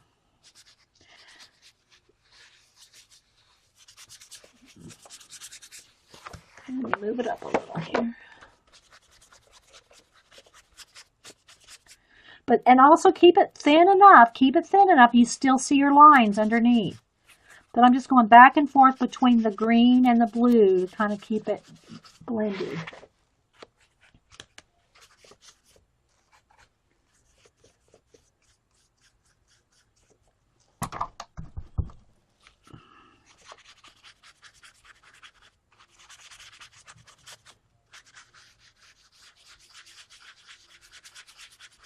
And if you hear me going over here, I'm just cleaning that paint out of my brush so I can get more, clean color here. All right, so that's good. All right, so we got the base of his body and the body feathers done in. Now again, they almost blend together too much right here, but we're going to separate them with color. All right, so now I'm going to dry this, and then I'm going to start looking at the big feathers, the colors that are in the big feathers, and see how I want to tackle some of those big areas. But I'm going to dry this first so I don't have my hands sitting in wet paint and all that. So let me move all this over to this side for a minute and get the heat gun and dry this. Move this black and white paint out of my way.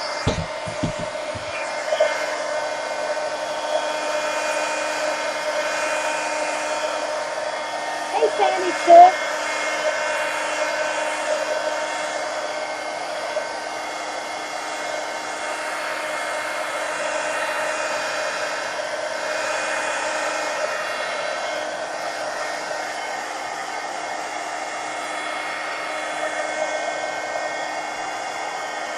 You want it really, really dry. Although I won't be putting the color pencil on this for a little bit because I'm going to do the rest of the washes first. If it feels cold to the touch, it's not dry. And it's also good to turn it over and dry the other side. You'll have a little less wrinklage if you dry both sides.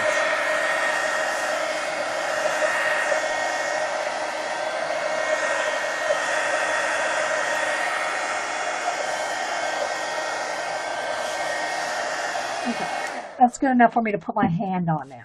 All right, so now what I want to do is I'm looking at the peacock feathers, the individuals. It looks like the background, the individual, those thin little hairs that are very, very, that cross over and they're very thin, not the individual, these bits, but the background bits, it looks like almost like a dark olive green. So we're going to do that. Let's just go with Hauser Green Dark. Again, I'll just use, I think I have a little bit of space right here. And I don't need much, but I always put out more than I need. And I am going to water that down. Just get it nice and water right here in this little. And what I'm going to do, I mean, you could do the big feather part first. You could do the big feathers first, but I'm just going to go ahead and decide, you know, where the background is. So, in other words, let me look at a feather here. Do I want just this or do I want part of that too? I think I'm just going to go with these. All right, so what I'm going to do is the back, what would we consider the background? And it's going to take me a little while, guys, so just, you know, hang in there. But, you know, you can't do too much. I can only go so fast. But I'm going to keep making sure it's wet, watered down. And I'm just going to do, it's too dark. I need to water it down some more. This kind of dark olivey green. That's, if y'all can look up some feathers. I mean, look up a peacock on images and you'll see the part I'm talking about. Now that, yeah, that's part of it too. So I'm just going to do some washing in here. And you can see how some of it's darker than other areas, and that will give it more oomph. Because what I'll do here is where this is very dark, I'll go in here with either a lighter green, olive green, and just wisp some lines in there, and it'll give you essence of peacock feather. Okay. So if you have any questions, put them in caps or just chat or whatever. Hanging and happy. Okay, Trina. But you want to keep it going, especially in the middle. See, if I just let that sit there like that, and I try to bring in, see, it's going to have a harsh line there. So you want to try to, if you're doing these big areas like this, you want to keep it, the edges wet. So you kind of move fast, because again, this is not watercolor paper. You know, it's not like you can do watercolor techniques, you know, with, I'm just keeping my little palette wet here. The same kind of techniques that you can do with real watercolor techniques, you would want real watercolor paper, not just this, you know, cheap paper. Okay, and I do want it kind of dark. I want that because I want that to be a good, nice contrast. Okay, welcome back everybody to Coffee and Coloring in the Morning. So what we're going to do now is I got this Michaels color poster. You see how big it is. It's like 18 by 24, and I'll just move it along as we go, or turn it or whatever. I think it will almost even fit under my color, under my paint tray thing here. It might almost just slide right under there. Anyway, so it was $3.99 at Michael's. It does not come with any markers. If y'all remember the posters in the past, they came in these big, nice, hard cardboard tubes back 30 years ago. I don't know. I mean, I think they've made them even more recent, but I remember for 30, 40 years ago, maybe. And they come with these posters to color with a pack of cheap markers that never lasted long enough to color the whole thing. And back then, there was not like you could just go down and get a pack of markers. I'm saying back then, probably, I'm talking a lot of years ago, guys. I mean, a lot of years ago. You couldn't just go down the store and just buy a pack of markers like you can now. So if you run out of markers, if they would have come with markers, you can just go get another set of cheap markers. Well, you couldn't do that then. And some were velvet. Yes, Carrie, some were velvet. Okay, so what I'm going to do, though, is, and I know my lighting will fade in and out because I do not have light lock on my camera. I know I've said that 1,000 times. But we're going to go ahead and start on this poster. I don't know how far we'll get, and that light is too much in my eyes. Uh-oh, let's knock something else down. I can't have it right in my eyes. I need it bright, but I can't look at it. So we're going to do this. Now I have no plans. Other than I just brought up some images of peacocks just to get some of the color correct. But what I'm going to start with is I'm going to do the acrylic washes. And again, you know what though, guys? One thing that's going to have to change before I start color penciling. My desk here is very wrinkly and crusty bits. And if I start trying to do color pencil on that, it's going to pick up those. I can feel it through the paper, you know. So I am going to have to find something like here we go. One of my, some kind of, that's even kind of rough. I'm going to have to find something to put under it when I start using the color pencil. So let's see if I have a big pad of paper or something. Here we go. All right. So I have this, I remember I showed this to y'all last week. A couple of months ago, Hobby Lobby had sales on huge pads of paper and stuff. This just happens to be some tracing paper. I've never had a piece of tracing paper this big. I'm not an architect. I don't do blueprints, so I've never had a need. But it was regularly $20.99, and I got it for $7 and change. So I had to buy it, you know. What I'm liking about it at the moment is it's perfect for under the poster.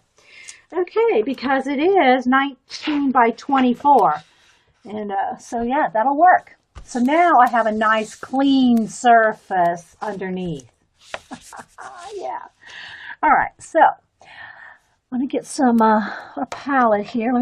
This is part 2 for the day. So, I did have to clean up and start a new recording because I didn't want the red panda on this recording, which we finished, and I'll upload that as well as this one when we're done. Yeah, it was a good buy. I know, right? Okay, so I'm going to start with his face and his body here. And I just use the cheap acrylic Americana paints.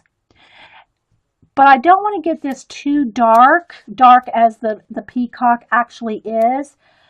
I'm thinking if I do want this dark, because then I can go over it with the pencil with a lighter blue, and that will probably make it pop. So I probably do. Now I don't have an iridescent, the peacocks are a very iridescent form of this, and I think I almost want to add just a tiny bit of green into it too.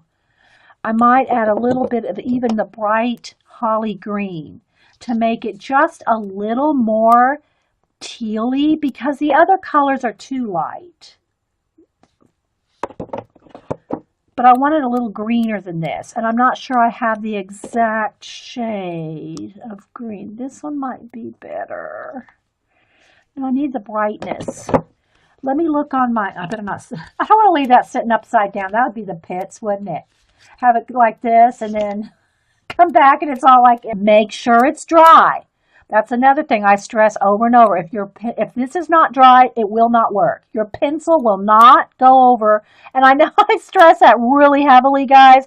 The first time you ever try to go over a wet bit with your color pencils and it either tears, pills, or just flat out doesn't work, you won't do it twice. Hey, Lily. All right, so now I'm going to just kind of move this up and do the body. Again, all the body here. I got a little blob there. I got to be careful because this probably shouldn't be sitting on here, but, it is Ustream. I want to film it.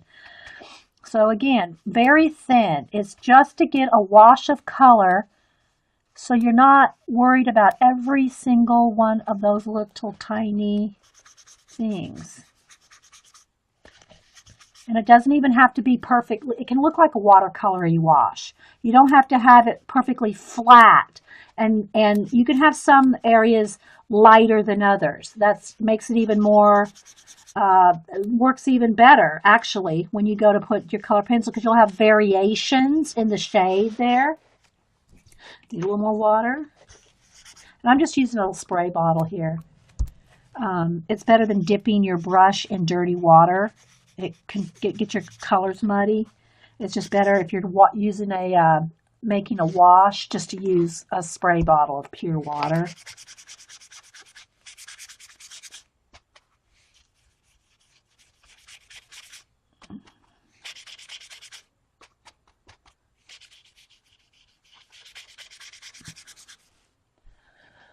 Oh, question. I love the idea of diluting the cheap paint and using that. I know, on the detail pages. Yeah. The only drawback to that, guys, is the wrinklage. It will wrinkle.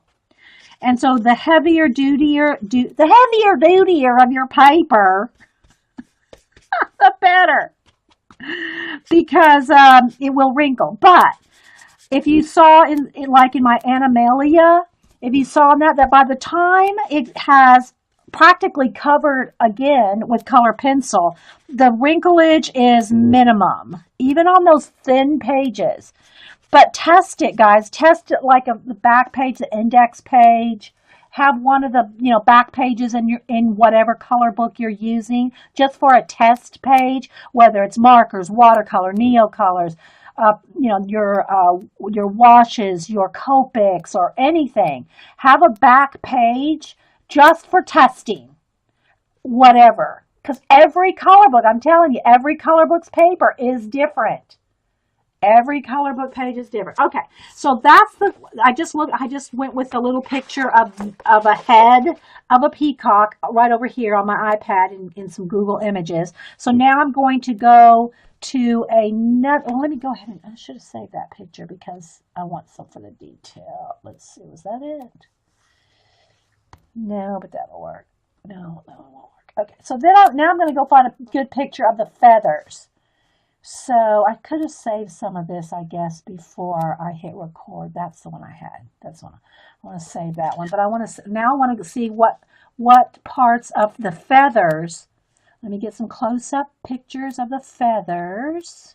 Not a drawing. I want an actual one. So let's see.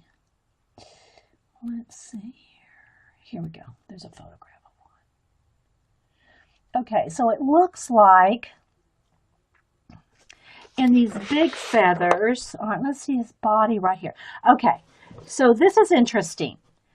All right, so his body, which is all these small feathers here, is very dark. It's kind of like this color and maybe a little darker. And I'm going to add more blue and shadows and stuff in it. But it goes from this color out to a green. So what I'm going to do is, again, let me mix a little bit more of those two colors together. I'm going to get some lime green out, and we're going to do that. Let me kind of zoom in a little. Yeah. Okay, so I'm going to do this, and let me get another palette here, because the other one's got paint from the orange paint from the this morning. And then I want to have probably a citron green. Let's go with citron. That's yellow green. I think I want citron. Where's my citron? No, that's not it. I might have to go over to the paint card. Yeah, here we